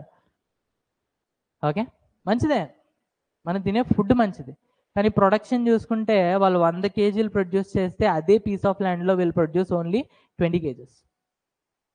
అండ్ ఇంకోటి, ఈ 100 kgs వాళ్ళు ఏంటి అని అంటే సంవత్సరానికి 3 సార్లు ప్రొడ్యూస్ చేసేస్తారు. మనం దున్ని దున్ని దున్ని దున్ని దున్ని సంవత్సరానికి ఒక పంట మాత్రమే వస్తుంది. సో ఇలాంటి టైంలో వేరే కంట్రీస్ నుంచి ఇక్కడికి వచ్చినాయి అనుకోండి, వాళ్ళు కేజీ రైస్ 1 రూపీకి అమ్ముతారు, సబ్సిడీలో ఇస్తారు. మన కేజీ రైస్ 40 రూపీస్ ఉంటుంది, అప్పుడప్పుడు 55 రూపీస్ వరకు వెళ్తుంది. సో 1 రూపీ రైసే కొంటారు. సో ఇక్కడ అగ్రికల్చర్ కాపాడాలి అని అంటే ఆబ్వియస్గా ట్రేడ్ని రెస్ట్రిక్ట్ చేయాలి. And second one, defence. మన దగ్గర ఆ టైంలో డిఫెన్స్కి సంబంధించినవి ఏమీ లేవు, కత్తులు కొడవలు తప్ప. అలాంటి టైంలో మనం ఖచ్చితంగా వేరే దేశం మీదే డిపెండ్ అవ్వాలి. అయితే ఖచ్చితంగా వేరే దేశం మీదే డిపెండ్ అయ్యాం. అయితే ఈ డిపెండ్ అయ్యేటప్పుడు మనం ఏం చేసాము అని అంటే కంప్లీట్గా డిపెండ్ అయిపోవాలి. 100లో 75% మాత్రమే డిపెండ్ అయ్యాం, ఇంకో 25% మాత్రం మనం డిపెండ్ అవ్వలే. ఎందుకు అని అంటే మనకు అర్థమైపోయింది రేపు ఎప్పుడో పాకిస్తాన్తో యుద్ధం జరిగిద్దని. ఫస్ట్ యుఎస్ఏ మన దగ్గరకు వచ్చి చెప్పిద్ది పాకిస్తాన్తో నువ్వు యుద్ధం చేయొద్దు అని. మనం వినకపోతే యుఎస్ఏ ఏం చేస్తుంది అని అంటే, అచ్చా నువ్వు వెపన్స్ ఎవరి దగ్గర కొంటున్నావు? నా దగ్గరే. వెపన్స్ ఆపేస్తే నువ్వు దేంతో యుద్ధం చేస్తావు? సో ఖచ్చితంగా ఒకవేళ 100% మనం డిపెండ్ అయితే 100% వెపన్స్ని ఆపేస్తుంది. అప్పుడు మనం యుద్ధం చేయడానికి మళ్ళీ విల్ హ్యావ్ కత్తులు కొడవలు, అంతకు మించి ఏముండవు. మనం కత్తులు కడవలు పట్టుకెళ్లే లోపు అల్లంత దూరం పరిగెడతాం, ఆడు ఒక బుల్లెట్ వేస్తాడు, అయిపోయింది పని, సీన్ కథం. అందుకని చెప్పి ఇలాంటి స్ట్రాటజిక్ సెక్టార్స్ని ప్రొటెక్ట్ చేసుకోవడానికి నువ్వు ఎంత డెవలప్డ్ కంట్రీ అయినా కూడా ఓకే 100% అయితే వేరే వాడి మీద డిపెండ్ అవ్వవు. 50% డిపెండ్ అవుతావు, 50% మాత్రం నీ సెల్ఫ్గా ఏదో ఒక ప్రోడక్ట్ డెవలప్ చేసుకుంటావు. అందుకనే మనం బ్రహ్మోస్ మిసైల్ అనేది డెవలప్ చేసుకున్నాం. ఇప్పుడు తేజస్ ఫైటర్ జెట్ కూడా డెవలప్ చేసుకున్న దానికి రీజన్ అదే. ఎన్ని సంవత్సరాలు మనం డిపెండ్ అవుతాం? సడన్గా వాళ్ళకి మనకి రిలేషన్స్ బాగాలేదనుకోండి, ఆల్రెడీ ప్రోడక్ట్ అమ్మేశారు కదా, యుద్ధంలో యూజ్ చేసుకోవచ్చు అని మీరు మమ్మల్ని అడగొచ్చు. కాకపోతే ఏమవుతుందనంటే యుద్ధంలో వీళ్ళు ఎప్పుడైతే ప్రోడక్ట్ యూజ్ చేస్తారో ఖచ్చితంగా దానికి సర్వీసింగ్ అనేది అవసరం. సర్వీసింగ్ టైంలో వాళ్ళ స్టాఫ్ అనేది మనకి హెల్ప్ చేయలేదనుకోండి, ఓకే వేస్ట్. ఇప్పుడు ఒకటి దగ్గర ఆండ్రాయిడ్ మొబైల్ ఉంది, టచ్ స్క్రీన్ మొబైల్ ఉంది, కానీ మనోడు నిసాని, వీడికి మొబైల్ ఏమైనా పనికొస్తుందా? లేదు. అలానే మన దగ్గర మంచి మంచి ఫైటర్ జెట్స్ ఉన్నా కూడా వాళ్ళ కంట్రీ నుంచి సర్వీస్ ఆప్షన్ లేదు అనుకోండి, దీనికి సమానం. ఓకే. అండ్ థర్డ్ వన్, ఇది చాలా ఇంపార్టెంట్ అండి, ఇది చాలా important, anti dumping duties. Anti dumping duties, anti dumping duties, anti dumping duties. ఇది కేవలం చైనాకు మాత్రమే అప్లై అవుతుంది. వరల్డ్ మొత్తంలో ఓన్లీ చైనాకు మాత్రమే అప్లై అవుతుంది. ఎందుకనంటే చైనా ఒక్కదే కన్నింగ్ కంట్రీ. ఏమవుతుందనంటే let's this is India, this is China. ఇండియాలో కూడా ఇప్పుడు మొబైల్స్ చాలా బాగా తయారవుతున్నాయండి, మంచి ప్రైస్లో తయారవుతుంది. అయితే ఇండియా వాళ్ళు కష్టపడి ఒక మొబైల్ తయారు చేశారు అండ్ ఇట్ ఈస్ 10,000. ఓకే, వీళ్ళకి ప్రైస్ ఎంత పడింది అని అంటే 4,000. వీళ్ళ ప్రాఫిట్ ఎంత పెట్టుకున్నారు అని అంటే 6,000 and finally it came for 10,000 and they have sold the mobile in the market for 10,000. అయితే చైనా ఒకవైపు వాళ్ళు కూడా పాపం కష్టపడ్డారు, 4,000 పడింది, 6,000 లాభం వేసుకున్నారు, మొత్తానికి 10,000కి అన్నీ ప్యాక్ చేసేసారు, ఎక్స్పోర్ట్ చేయడానికి రెడీగా ఉన్నారు. ఇంతలోపు China government will enter in to the picture. China government enter అయ్యి ఏం చెప్తుంది అని అంటే, ఈ 6,000 ఏంటి అని అంటే నా ప్రాఫిట్ అంటారు. ఒక పంచి, ఈ 6,000 లేదా అంతకన్నా ఎక్కువ నేను నీకు సబ్సిడీగా ఇస్తా. ఎలా ఇస్తా? సబ్సిడీగా ఇస్తా. నువ్వు ఈ మొబైల్ని 4,000కి లేదా 3,500కి ఇండియాలో డంప్ చేయి. నువ్వు ఎన్ని డంప్ చేయగలిగితే అన్ని డంప్ చేయి. ఎందుకు అని అంటే ఫస్ట్ 4,000కి అమ్ముదాం, తర్వాత 10,000 4,000 10,000 4,000 చెక్ చేసుకుంటారు, మొబైల్ ఫోటో తీస్తారు, జూమ్ చేస్తారు, రెండు ఒకలాగే ఉంటాయి. ఫైనల్గా 4,000 మొబైలే తీసుకుంటారు. ఎందుకు అని అంటే కాస్ట్ తక్కువ. అయితే కొన్ని రోజులకి ఏమవుతుంది అని అంటే ఇండియా లాంటి కంట్రీస్లో ఫ్యాక్టరీస్ అన్ని క్లోజ్ అయిపోతాయి. ఎందుకు అని అంటే ఎవడు కొంటున్నాడు? ఒకవైపు 10,000 ఉంది, ఇంకోవైపు 4,000 ఉంది, సో ఎవడు కొనట్లా. అలాంటప్పుడు ఫ్యాక్టరీస్ అన్ని క్లోజ్ అయిపోతాయి. అప్పుడు చైనా గవర్నమెంట్ ఏం చెప్తుంది అని అంటే ఈ రోజు నుంచి సబ్సిడీస్ క్యాన్సిల్, నీ ప్రాఫిట్ నువ్వు వేసుకో. ఎప్పుడైతే అక్కడ కంపెనీస్ క్లోజ్ అయిపోయినాయో వీళ్ళు ఏం చేస్తారు? 10,000కి ఇప్పుడు పంపుతారు, ఖచ్చితంగా కొంటారు. తర్వాత ఇప్పుడు నేను నీ మీద ట్యాక్స్ వేస్తున్నా, దాన్ని ఏమంటున్నాను అని అంటే ఎక్స్పోర్ట్ ట్యాక్స్. ఇప్పుడు దీని మీద నేను 30% ఎక్స్పోర్ట్ ట్యాక్స్ వేస్తున్నా అంటారు. ఇప్పుడు 13,000కి ఇండియాలో పంపిస్తారు. ఇండియాలో వేరే కంపెనీ ఏమైనా ఉందా తయారు చేసేది? లేదు. So we don't have any option. 13,000కి ఖచ్చితంగా కొనుక్కుంటాం. వీడియోస్ చూడాలి కదా, క్లాసెస్ కొనుక్కుంటాం. Okay, so this is the concept. దాన్ని ఏమంటాం అంటే డంపింగ్ అంటాం అనమాట. సో ఈ డంపింగ్ అయితే ఒకసారి ఇండియా పాపం చాలా రీసెర్చ్ చేసింది. చైనీస్ వాళ్ళు ఎప్పుడైనా కూడా మొత్తం జరిగిపోయిన తర్వాతే మన ఇండియన్ దగ్గరికి ఇన్ఫర్మేషన్ వస్తుంది. Example corona and recent HMPV మొత్తం అయిపోయింది. అంతా అయిపోయిన తర్వాత హాస్పిటల్లో జనాలు ఖాళీ లేనంత ఉంటే అప్పుడు ఆ పిక్చర్ ఎవడో సోషల్ మీడియాలో హైలైట్ చేస్తే అప్పుడు కానీ జనాలకు తెలియలేదు దట్ హెచ్ఎంపీవి వైరస్ అనేది స్ప్రెడ్ అయింది చైనాలో, బాగా హెవీ సివియర్ కేసెస్ వస్తున్నాయని. అలానే ఈ డంపింగ్ ఫార్ములా గురించి కూడా ఎవ్వరికీ తెలియదండి. అయితే పాపం ఇండియా ఇండియన్ మ్యానుఫ్యాక్చర్స్ కష్టపడిపోతున్నారు అనమాట. అరే ఒకవైపు చూస్తే మన గవర్నమెంట్ ఎంత సపోర్ట్ చేస్తుంది, అన్నీ తగ్గించి మరీ ప్రోడక్ట్స్ మనకి ఇస్తుంది, అయినా కూడా మనం 10,000 పడుతుంది మొబైల్ కాస్ట్. ఈయన కొడుకులు ఏం తింటున్నారు? పాములే కదా తింటుంది వీళ్ళు కూడా. పాములు తింటూ మరి 4,000కి ఎలా తయారు చేస్తున్నారని చెప్పి బోల్డ్ అంత రీసెర్చ్ చేస్తే మన ఇండియన్ రిప్రజెంటేటివ్స్ అక్కడికి వెళ్తే వాళ్ళు ఒకరోజు అనుకోకుండా ఒక మొబైల్ మార్కెట్కి వెళ్ళి మొబైల్ అడిగారు. మొబైల్ అడిగితే 10,000 అన్నారు. అదేంటి ఇది మా ఇండియాలో 4,000 కదా అని అంటే, అది ఇండియాలో 4,000 బట్ ఇక్కడ 10,000. అంటే నాకు అర్థం కాలేదని అంటే, చూడండి సార్, ఇప్పుడు ఈ మొబైల్ ఉంది కదా, ఈ మొబైల్ నేను ఇండియాలో పంపించాను అనుకోండి, నాకు గవర్నమెంట్ సబ్సిడీ ఇస్తుంది. ఒక్కొక్కసారి 6,000 ఇస్తుంది, ఒక్కొక్కసారి 6,500 వరకు ఇస్తుంది. అప్పుడు నేను 3,500కి ఇండియాలో అమ్ముతాను. అదే ఇక్కడ నేను అమ్మాను అనుకో, అసలు ఏమి ఇవ్వదు. అందుకే నేను ఇక్కడ 10,000కి అమ్ముతా, అక్కడైతే 4,000కి అమ్ముతా అని చెప్పి వాళ్ళు చెప్పారనమాట. సో ఆ మార్కెట్ రీసెర్చ్ని బట్టి జనాలకు తెలిసింది ఏంటి అని అంటే, చైనా డంపింగ్ ఫార్ములా యూజ్ చేస్తుందని. అప్పుడు ప్రతి ఒక్కరు లైక్ ఈ యాంటీ డంపింగ్ డ్యూటీస్ అనేవి పెట్టడం స్టార్ట్ చేశారు. అప్పుడు చైనా IMFకి వెళ్ళింది. ఇలా ఎలా చేస్తారు మీరు, ఇలా చేయడానికి వీల్లేదు అని అంటే, నువ్వు చేసింది ఏమైనా తక్కువ? ఎంత లాభపడాలో అంత లాభం పడ్డావు. సో ఇప్పుడు మూసుకొని వాళ్ళు విధించే ట్యాక్సెస్ అన్ని బేర్ చేయని చెప్పి చెప్పింది అనమాట. సో ఇప్పుడు ఏమవుతుంది అని అంటే, 4,000 మొబైల్ ఎప్పుడైతే ఇండియాకి వెళ్తుందో యాంటీ డంపింగ్ ట్యాక్స్ వేస్తారు. ఎంత అని అంటే 6,000. సో సేమ్ ప్రైస్లో ఇండియాకి వస్తుంది. ఇప్పుడు ఇండియన్స్ కావాలి అనుకుంటే కొనుక్కోవచ్చు, లేదు అంటే లేదు. అంతేగాని ఇండియా ఎక్కడ న్యాయంగానే ఉంటుందండి. ఇక్కడ ఎక్కడ కూడా 6,500 ఇలా 6,500 వేస్తే 10,500 అవుతుంది. ఇండియన్ ప్రోడక్ట్ కొంటారు. అలా ఇండియా ఎప్పుడు చేయాలి. ఇండియా మాత్రం ఎప్పుడు హానెస్ట్గానే ఉంది. సేమ్ కాస్ట్లో ఇచ్చింది, సేమ్ కాస్ట్లో ఇచ్చింది. అర్థమైందా? సో యాంటీ డంపింగ్ డ్యూటీ రాసుకోండి. Some times countries like China, sometimes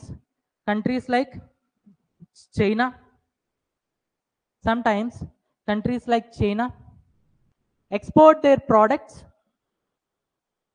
to countries like India.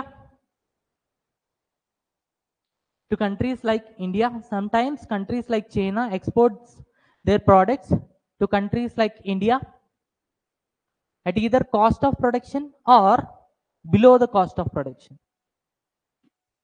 At either cost of production or below the cost of production. Sometimes countries like China export their products to countries like India at cost of production or less than cost of production. Either cost of production or less than cost of production. Okay, అలాంటి టైంలో Indian government విధించే duty ఏంటండి? Anti dumping duty. So conclusion అనేది మీరు ఇలా రాయాలి. ఒకటి, మేము మా డొమెస్టిక్ ఇన్ఫాంట్ బేబీస్ని కాపాడుకుంటాం. సెకండ్ వన్, మా స్ట్రాటజిక్ సెక్టర్స్ ఏవైతే ఉన్నాయో అగ్రికల్చర్, డిఫెన్స్, ఇలాంటి స్ట్రాటజిక్ కంట్రీస్ని మేము సెక్టార్స్ని ప్రొటెక్ట్ చేసుకుంటాం. అండ్ థర్డ్ వన్ వచ్చేసి యాంటీ డంపింగ్ డ్యూటీ. చైనా వాళ్ళకి ఇలానే సమాధానం ఇవ్వాలి. So tariff barriers or non tariff barriers అనేవి మ్యాండేటరీ అని చెప్పి చెప్తాం అనమాట. ఓకే, ఇప్పుడు హెడ్డింగ్ పెట్టుకోండి. ఇవన్నిటికీ సొల్యూషన్ ఏంటండి? Trade agreements. So main heading పెట్టుకోండి, trade agreements.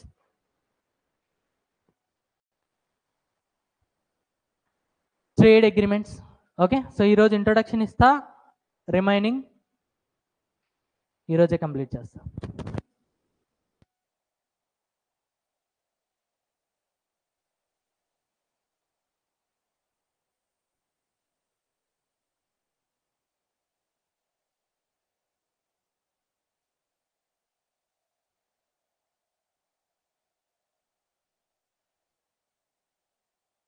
Trade agreements. Trade agreements main heading అండి. Trade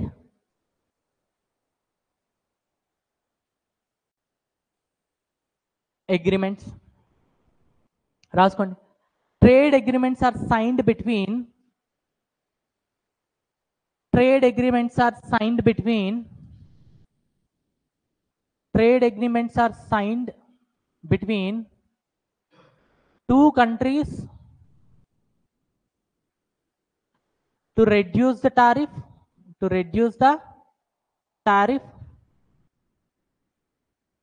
and ultimately to eliminate them.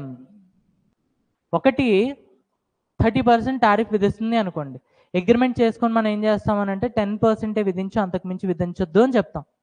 ఇంకొన్ని రోజులకి ఫ్రెండ్షిప్ కాస్త లవ్ అవుతుంది, లవ్ కాస్త మ్యారేజ్ అవుతుంది. మ్యారేజ్ అయ్యేటప్పుడు ఏం చెప్తామనంటే ఇంకా నో ట్యాక్స్. ఒకవేళ ట్యాక్స్ ఇస్తే విడాకులు ఇస్తా అంటాం. Okay, so these are made between two countries to reduce the tariff and ultimately to eliminate them.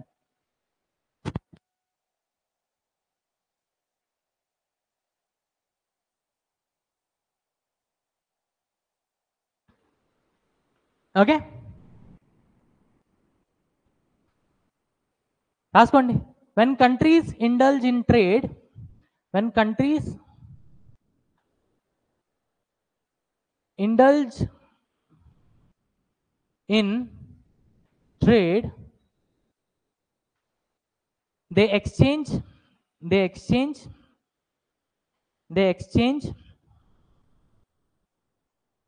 ఏం ఎక్స్చేంజ్ చేసుకుంటాయండి? ఒకటి goods,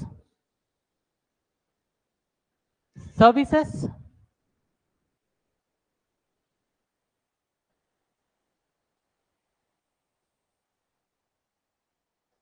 capital or technology.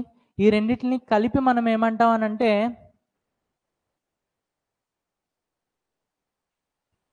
Investment.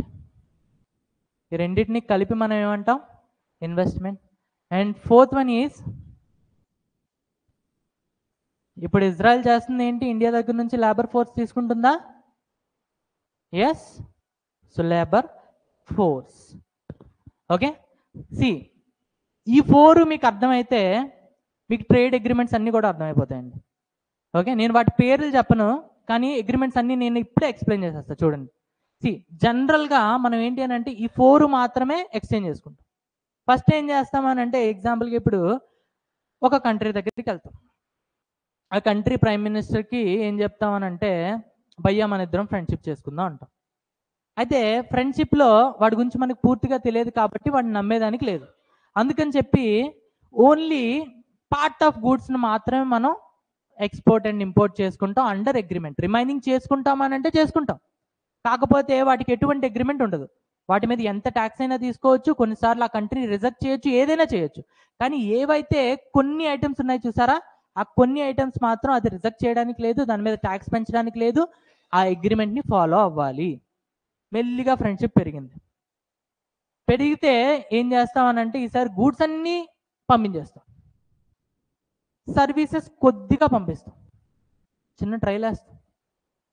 దాని తర్వాత ఇంకా ఫ్రెండ్షిప్ పెరిగింది.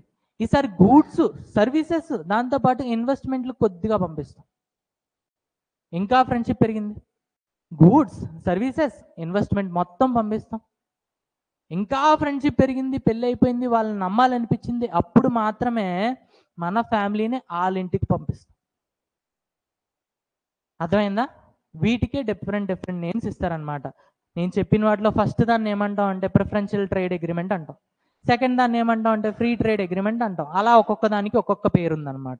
సింపుల్. ఫస్ట్ దాంట్లో చూసుకుంటే only partial goods, only some goods.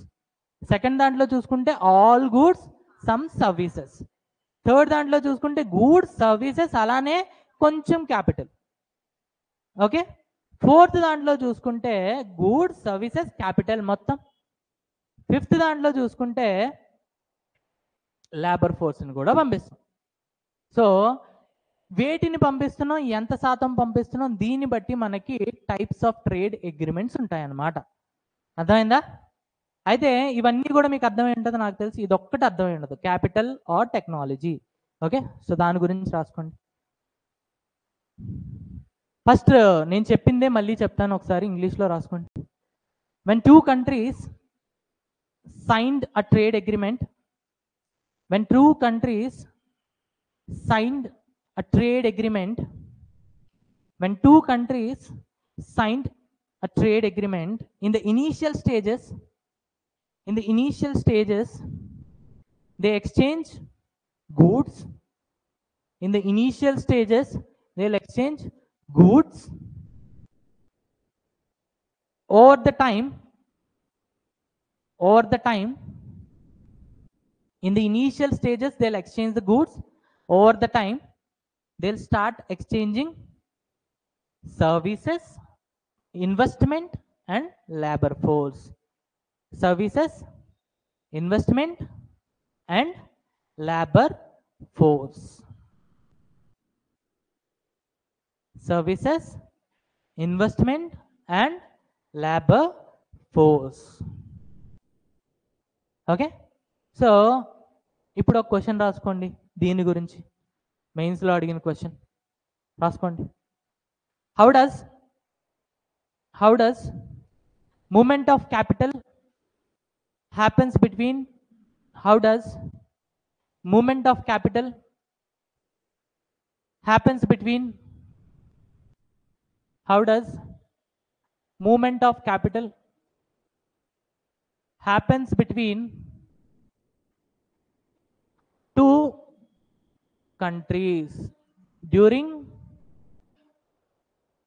trade? This is your mains question. Okay, so బేసిక్గా సింపుల్ అండి, నేను చెప్తా చూడండి. రెండే ఉంటాయి, FPI, FDI, foreign portfolio investment, foreign direct investment. రెండింటి మధ్యలో డిఫరెన్స్ చెప్తా చూడండి. సి, ఫారెన్ పోర్ట్ఫోలియో ఇన్వెస్ట్మెంట్ అంటే ఏంటో చూడండి. ఇప్పుడు ఒక మంచి రిచ్ కంట్రీ ఉందండి, యుఎస్ఏ. అక్కడ ఒక మంచి రిచ్ ఫెలో ఉన్నాడు. ఓకే, ఆడి దగ్గర ఒక 100 కోట్లు ఉన్నాయి. ఓకే, ఇప్పుడు ఆడు ఏంటి అని అంటే ఆ 100 కోట్లు ఎక్కడో దగ్గర ఇన్వెస్ట్ చేద్దాం అనుకుంటున్నాడు. వాడికి మంచి రిటర్న్స్ కావాలి. ఓకే, వాడికి 2 ఆప్షన్స్ ఉన్నాయి. ఒకటి వాడి కంట్రీలో ఇన్వెస్ట్ చేయడం, లేదా వెళ్ళి ఏదైనా పూర్ కంట్రీలో ఇన్వెస్ట్ చేయడం. బేసిక్గా రెండిట్లో ఎక్కడ ఇన్వెస్ట్ చేస్తే ఎక్కువ లాభం వస్తుందో చూడండి. ఇప్పుడు ఒక ప్రోడక్ట్ ఉందండి, ఒక దేశంలో అది చాలా తక్కువ ఉంది ఆ ప్రోడక్ట్. ఓకే, బంగాళదుంపలు అనుకోండి, ఇండియాలో చాలా తక్కువ ఉన్నాయి. అప్పుడు వాటి యొక్క కాస్ట్ ఏమవుతుంది? ఎక్కువ. అంతేనా? దుంపలు తక్కువ ఉంటే దాని కాస్ట్ ఎక్కువ ఉంటుంది. అయితే ఇప్పుడు రిచ్ కంట్రీ ఉందండి, ఇంకోవైపు పూర్ కంట్రీ ఉంది. రిచ్ కంట్రీలో డబ్బులు చాలా ఎక్కువ ఉన్నాయి. ఒకవేళ నువ్వు ఎవరికైనా వడ్డీ ఇచ్చినా కూడా, లైక్ నువ్వు వడ్డీకి ఇచ్చినా కూడా ఆడు 1%, 2%, 3% ఇస్తాడు. ఎందుకు అని అంటే నీ దగ్గర కాకపోతే వేరే వాడి దగ్గర ఉన్నాయి డబ్బులు, నువ్వు కాకపోతే వేరే వాడు ఇస్తాడు. పూర్ కంట్రీస్కి వెళ్తే జనాల దగ్గర డబ్బులు తక్కువ ఉంటాయండి. మనం అడగంగానే ఎవడు ఫస్ట్ మనం 2 రూపాయలు వడ్డీ అంటాం, ఎవడు 3 అంటాం, ఎవడు దేకడు, 5 అంటాం, ఎవడో పట్టించుకోడు, ఫైనల్గా 10. అప్పుడు ఎవడో ఒకడు వచ్చి మీకు వడ్డీకి ఇస్తాడు. ఓకే, సో ఈ బడా బాబులు పెద్ద పెద్ద దేశాల్లో ఉండే వాళ్ళందరూ కూడా ఏం చేస్తారంటే వాళ్ళ దేశంలో ఇన్వెస్ట్ చేసుకుంటే ఎటువంటి ఉపయోగం లేదు. అందుకని వాళ్ళు ఏం చేస్తారనంటే వేరే దేశానికి వెళ్తారు, అక్కడ ఇన్వెస్ట్ చేస్తారు. అప్పుడు వాళ్ళకి ఏంటి అని అంటే మంచి రిటర్న్స్ వస్తాయి. సో ఇప్పుడు ఒక అతను 100 కోట్లు యుఎస్ఏలో ఇన్వెస్ట్ చేస్తే మహా అయితే వాడికి 101 crores వస్తాయి. అదే ఇండియాలో ఇన్వెస్ట్ చేస్తే 110, 120, 130, 140, 150 కూడా వస్తాయి. సో ఆబ్వియస్గా ఎవడైనా ఏది ఎంచుకుంటాడు? Second one. సో ఈ second option is nothing but foreign portfolio investment. ఇక్కడ వాడు ఎందుకు ఇన్వెస్ట్ చేస్తున్నాడు అని అంటే కేవలం ప్రాఫిట్ కోసమే. వన్స్ ఆడికి ప్రాఫిట్ రాగానే డబ్బులు తీసేస్తాడు, మళ్ళీ రిటర్న్ దేశానికి వెళ్ళిపోతాడు. మళ్ళీ ఇంకోసారి డబ్బులు తీసుకొస్తాడు, మళ్ళీ ఇన్వెస్ట్ చేస్తాడు, మళ్ళీ ఎమ్మటే డబ్బులు తెస్తాడు, ప్రాఫిట్ రాగానే మళ్ళీ వెళ్ళిపోతాడు. మళ్ళీ ఈసారి 300 కోట్లు పట్టుకొస్తాడు, మళ్ళీ ఇన్వెస్ట్ చేస్తాడు, డబ్బులు తీసుకుంటాడు, వెళ్ళిపోతాడు. సో ఇది ఎఫ్పిఐ. సో ఇక్కడ షార్ట్ టర్మ్ ఇన్వెస్ట్మెంట్ అనమాట. చాలా తక్కువ time, 3 months, 4 months, 5 months, 6 months, ఎప్పటి వరకు అయితే ప్రాఫిట్ రాదో అంతవరకు. ప్రాఫిట్ రాగానే money back to country. Foreign direct investment అంటే ఏంటి అని అంటే వాడు లాంగ్ టర్మ్ ఇన్వెస్ట్మెంట్ చేస్తాడండి. లాంగ్ టర్మ్ ఇన్వెస్ట్మెంట్ చేస్తాడు. ఇందులో ఏంటి అని అంటే 100 కోట్లు అలా ఉండదు, ఒక 1000 కోట్లు పట్టుకొస్తాడు, వచ్చి ఇక్కడ ఒక ఇండస్ట్రీ సెటప్ చేస్తాడు. ఇండస్ట్రీతో పాటు వాడు ఒక టెక్నాలజీని కూడా తీసుకొస్తాడు. ఎగ్జాంపుల్ ఇప్పుడు ఈ మన ఎలన్ మాస్క్ ఒకవేళ ఇక్కడ ఇండస్ట్రీ పెట్టాడు అనుకోండి. రీసెంట్గా యాపిల్ మ్యానుఫ్యాక్చరింగ్ ఇండస్ట్రీ పెట్టింది. సో యాపిల్ మ్యానుఫ్యాక్చరింగ్ ఇండస్ట్రీ పెట్టింది అని అంటే దాని అర్థం ఏంటి అని అంటే దట్ ఈస్ ఎఫ్డిఐ. అది డబ్బులు తీసుకొచ్చింది, ఇండియాలో డబ్బులు పెట్టింది, అలానే డబ్బులతో పాటు తన టెక్నాలజీ తీసుకొచ్చింది. ఏం తీసుకొచ్చింది? టెక్నాలజీ తీసుకొచ్చింది. ఎప్పుడైతే డబ్బులు టెక్నాలజీ రెండు పట్టుకొస్తారో దాన్ని ఏమంటామనంటే ఫారెన్ డైరెక్ట్ ఇన్వెస్ట్మెంట్. అర్థమైందా? సో ఇప్పుడు మీరు ఎవరికైనా డబ్బులు ఇచ్చాడు, ప్రాఫిట్ రాగానే వెంటనే తీసేసుకున్నారంటే అదేమవుతుంది? ఎఫ్పిఐ. ఒకవేళ మీరు ఫారెన్లో ఉంటే. ఓకే, సెకండ్ ఆప్షన్, మీరు ఎవరికో డబ్బులు ఇచ్చారు, ఆ డబ్బులతో పాటు ఒక చిన్న కంపెనీ పెట్టారు అక్కడ, ఆ కంపెనీలో మీ సొంత బుర్ర యూజ్ చేసి ఏదో ఒక ప్రోడక్ట్ తయారు చేస్తారు, దాన్ని ఏమంటాం? ఎఫ్డిఐ. అర్థమైందా? Simple terms, clear? Okay, so FPI first రాసుకోండి. Foreign portfolio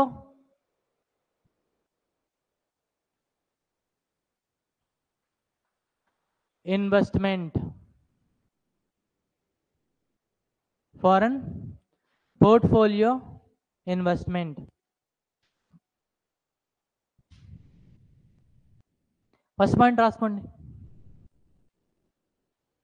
FPI comes to a country like India. FPI comes to a country like India to take the advantage of higher interest rates. To take the advantage of higher interest rates. Higher interest rates. FPI comes to a country like India to get the advantage of higher interest rates. Okay, next, it is also called as volatile money,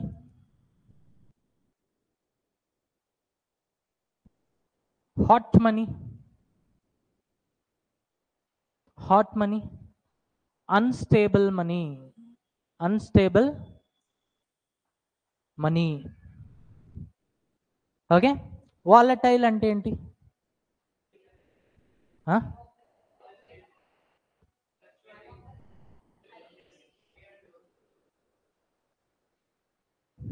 okay, వదిలేండి. కానీ ఇప్పుడు నేను honey తీసుకున్నా, okay, ఒకవైపు water తీసుకున్నా, రెండు కింద నిల పడేసా, ఏది బాగా వాలటైల్ అంటాం? వాటర్. ఎందుకు? అది ఫాస్ట్గా ఇటు నుంచి అటు మూవ్ అవుతుంది. సో ఈ మనీ ఏమవుతుంది? ఇన్వెస్ట్ చేస్తున్నారు, ఎప్పుడైతే రిటర్న్స్ వస్తున్నాయి వెంటనే మళ్ళీ వెళ్ళిపోతుంది, మళ్ళీ కావాలి మళ్ళీ వస్తుంది, మళ్ళీ వెళ్ళిపోతుంది. So this is high volatile money. Second one is hot money. Hot అంటే మీరు అనుకునే హాట్ కాదు. ఎప్పుడైనా కూడా మీరు దేన్నైనా హాట్ చేస్తే, ఎయిర్ని హాట్ చేస్తే ఏమవుతుందండి? పైకి వెళ్ళిపోతుంది. ఓకే, మళ్ళీ ప్లేస్ మారిపోతుంది, మళ్ళీ కిందకు వస్తుంది, చల్లగా అయిపోద్ది, మళ్ళీ హాట్ అవుతుంది, మళ్ళీ మీదకి వెళ్ళిపోతుంది. దీన్ని ఏమంటాం? కన్వెన్షనల్ కరెంట్స్ అంటామా? కన్వెక్షన్. ఓకే, సో అందుకని దీన్ని ఏమంటాం అంటే హాట్ మనీ. అన్స్టేబుల్. ఈరోజు ఏమో ఇన్వెస్ట్ చేద్దాం అనుకుంటుంది, రేపు ప్రాఫిట్ రాగానే నాకు వద్దే ఇండియా దీనికన్నా మంచి కంట్రీకి వెళ్తా అంటది, అక్కడ ఇంకా 20% వస్తుంది అంటది. సో ఆబ్వియస్గా దీన్ని ఏమంటాం అంటే అన్స్టేబుల్ మనీ. రాసుకోండి. FPI comes to India.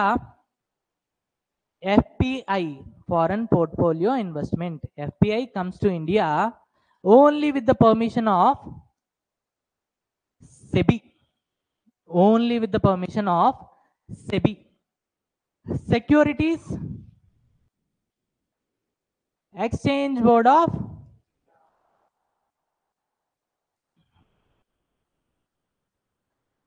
India. Securities Exchange Board of India. This becomes your prelims question. Portfolio ఇన్వెస్ట్మెంట్కి ఖచ్చితంగా సెబీ పర్మిషన్ ఉండాలి. సెబీ పర్మిషన్ ఉంటేనే నువ్వు ఇన్వెస్ట్ చేయొచ్చు. ఓకే, ఎగ్జాంపుల్గా ఇప్పుడు ఎవరైనా బిల్ గేట్స్ ఇండియాకి వచ్చాడు, నేను ఇంత ఇన్వెస్ట్ చేద్దాం అనుకుంటున్నాడు అంటే ఫస్ట్ వాడు సెబీ దగ్గరికి వెళ్ళాలి. సెబీ వాడికి ఒక సర్టిఫికెట్ ఇస్తుంది. ఆ certificate is nothing but permission from SEBI. ఆ సర్టిఫికెట్ పట్టుకొని వెళ్ళి ఇప్పుడు వీడు టాటా దగ్గరికి వెళ్తాడు. టాటా నేను నీ దగ్గర ఒక 100 కోట్లు ఇన్వెస్ట్ చేద్దాం అనుకుంటున్నా అంటాడు. అయితే నాట్ ఇంట్రెస్టెడ్. ఎందుకు అని అంటే దిఖావ్ సర్టిఫికెట్. వెంటనే వీడు జోబులో నుంచి ఒక సర్టిఫికెట్ తీస్తాడు, సెబీ దగ్గర ఆల్రెడీ తీసుకున్నా అంటాడు. ఓకే, సెబీ ఒప్పుకుందా, అయితే ఫైన్, ఇన్వెస్ట్ చేసుకో. సో ఫారెన్ పోర్ట్ఫోలియో ఇన్వెస్ట్మెంట్ అనేది సెబీ పర్మిషన్ ఉండాలి. ఫారెన్ డైరెక్ట్ ఇన్వెస్ట్మెంట్కి అవసరంలా. ఎందుకు అని అంటే గవర్నమెంట్ ఆడికి అవకాశం ఇస్తుంది, కాళ్ళు పట్టుకుంటుంది, అరే నాన్న ఇండియాకి రా, ఒక కంపెనీ పెట్టు. ఇప్పుడు మన టీడీపీ ఏం చేస్తుంది? లోకేష్ బాబు ప్రతి కంట్రీకి వెళ్ళి ప్రతి ఒక్కరిని రిక్వెస్ట్ చేస్తుంది, ప్లీజ్ మా దగ్గర కూడా ఒక ప్లేస్ ఉంది, మేము మీకు అన్నీ ఇస్తాం, ప్లీజ్ మా దగ్గరికి వచ్చి మీరు FDI చేయండి, foreign direct investment. Okay, so ఎప్పుడైనా కూడా అండి, మళ్ళీ చెప్తున్నా, ఎప్పుడైనా as a politician, as a leader మనం FDI కోసం చూడాలి. FDI కోసం మాత్రమే చూడాలి. ఎందుకు అని అంటే ఒకటి ఈరోజు వచ్చి 1000 కోట్లు ఇన్వెస్ట్ చేశాడు అనుకోండి, రేపు ఆడు వెళ్ళిపోడు. ఇంకా అన్ని సిచ్యువేషన్స్ బాగున్నాయని అంటే ఇంకో 1000 కోట్లు ఇన్వెస్ట్ చేస్తాడు. ఎగ్జాంపుల్, నేను ఇప్పుడు ఒక ఇన్స్టిట్యూట్ పెట్టాను. ఓకే, రన్ అవ్వకపోతే నా డబ్బులు పోయినాయి, ఆ ఎకానమీలో కలిసిపోతాయి.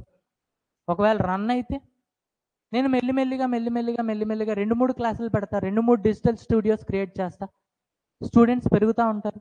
సో ఎవడికొద్దండి డబ్బులు? So FDI will further leads to FDI. 1000 కోట్లు విల్ ఫర్దర్ లీడ్స్ టు 1500 కోట్లు. ఓకే, సో ఎప్పుడైనా కూడా గుర్తుపెట్టుకోండి, as a bureaucrat, as a leader, what you will be looking for?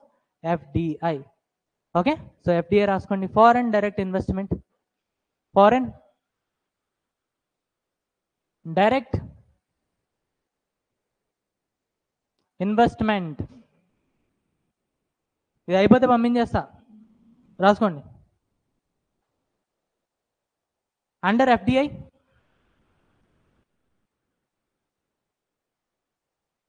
investors provides cash as well as technology. Capital plus technology. అందుకనే ఈ వర్డ్ని మనం ఏమని use చేస్తామండి? రెండింటిని కలిపి ఇన్వెస్ట్మెంట్. ఎక్కడైనా క్యాపిటల్ అని ఉంది అనుకోండి, that is FPI. Capital plus technology అని ఉంది అనుకోండి, ఇన్వెస్ట్మెంట్. ఓకే, నెక్స్ట్ పాయింట్ రాసుకోండి. They share their skill and management techniques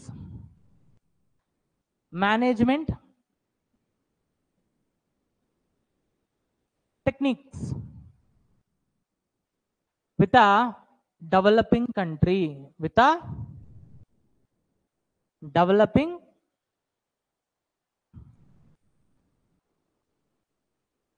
country, with a developing country. Okay, రాసుకోండి. This is also called as stable money, non volatile money. Cold money అనకూడదండి. Okay, stable money, non volatile money. Okay, so stable money అని రాసుకోండి చాలు. It is also called as stable money.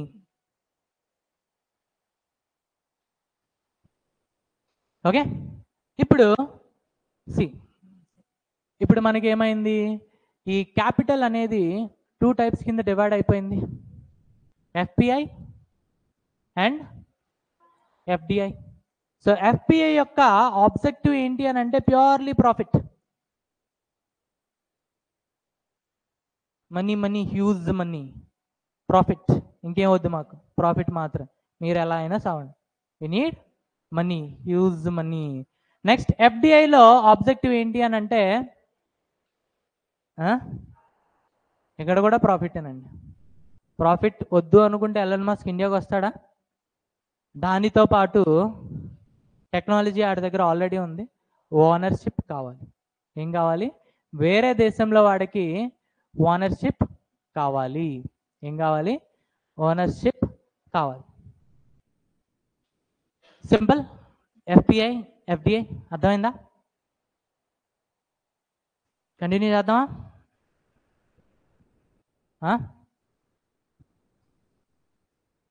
అయితే ఇంకొక చిన్న concept, very basic concept.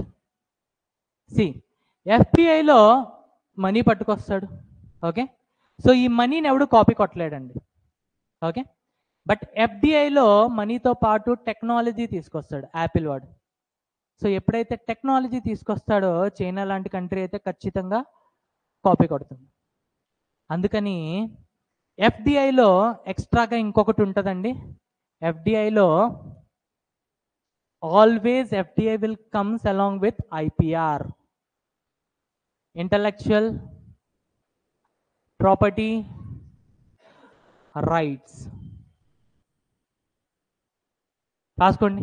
FDI will always comes with IPR. Intellectual property rights ఏంటి అని అంటే, మీరు ఎప్పుడైతే యాపిల్ వాడు మన ఇండియాకి మ్యానుఫ్యాక్చర్ చేయడానికి వస్తున్నాడో అలాంటప్పుడు ఫస్ట్ వాడు డిజైన్ చూపిస్తాడండి. ఎవరికి అని అంటే ministry of industries and commerce. Okay, so వీళ్ళకి చూపిస్తాడు. ఇప్పుడు వీళ్ళు ఏం చేస్తారని అంటే, ఇది నీ ఒరిజినల్ ప్రోడక్ట్ అని చెప్పి వాడికి ఒక IPR ఇస్తాడు, ఇంటలెక్చువల్ ప్రాపర్టీ రైట్స్. ఇది నీ రైట్, దీన్ని ఎవడు కూడా కాపీ చేయలేడు. ఒకవేళ కాపీ చేస్తే వాడు నీకు huge compensation, huge penalty pay చేస్తాడు. సో ఒకటే గుర్తుపెట్టుకోండి, FPI ఎప్పుడు కూడా IPRతో రాదు, బట్ FDI అనేది ఎప్పుడు కూడా IPRతోనే వస్తుంది. అక్కడే రాసుకోండి. IPR ఎవరు ప్రొవైడ్ చేస్తారు?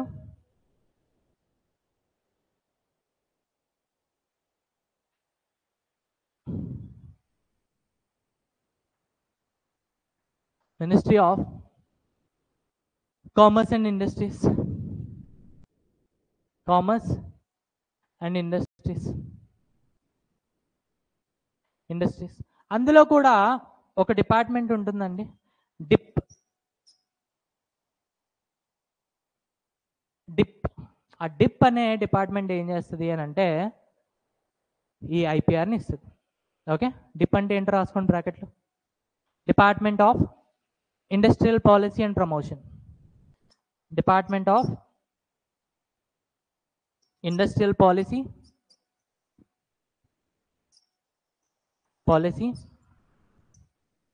And promotion. Okay, industrial policy and promotion. Okay, so ఇక్కడితో మన క్లాస్ని ఎండ్ చేద్దాం. దానికి ముందు మళ్ళీ ఒకసారి ఇది చూడండి.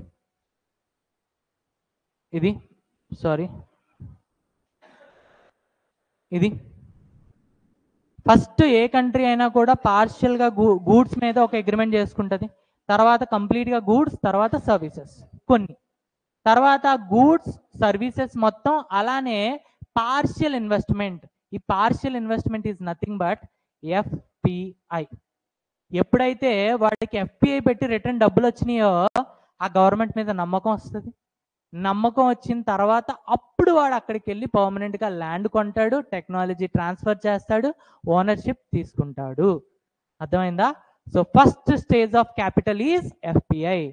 ఎప్పుడైతే వాడికి బిలీఫ్ వస్తుందో, తర్వాత నేను కంప్లీట్ ఇన్వెస్ట్మెంట్ అన్నానా, this complete investment is nothing but FDI. దాని తర్వాత వాడు వెళ్ళేది లేబర్ ఫోర్స్ ప్రొవైడ్ చేస్తుంది. ఓకే, సో దీని బేసిస్ మీద మనకి అగ్రిమెంట్స్ అనేవి చాలా టైప్స్ ఉన్నాయి, అవి మనం రేపు డిస్కస్ చేద్దాం.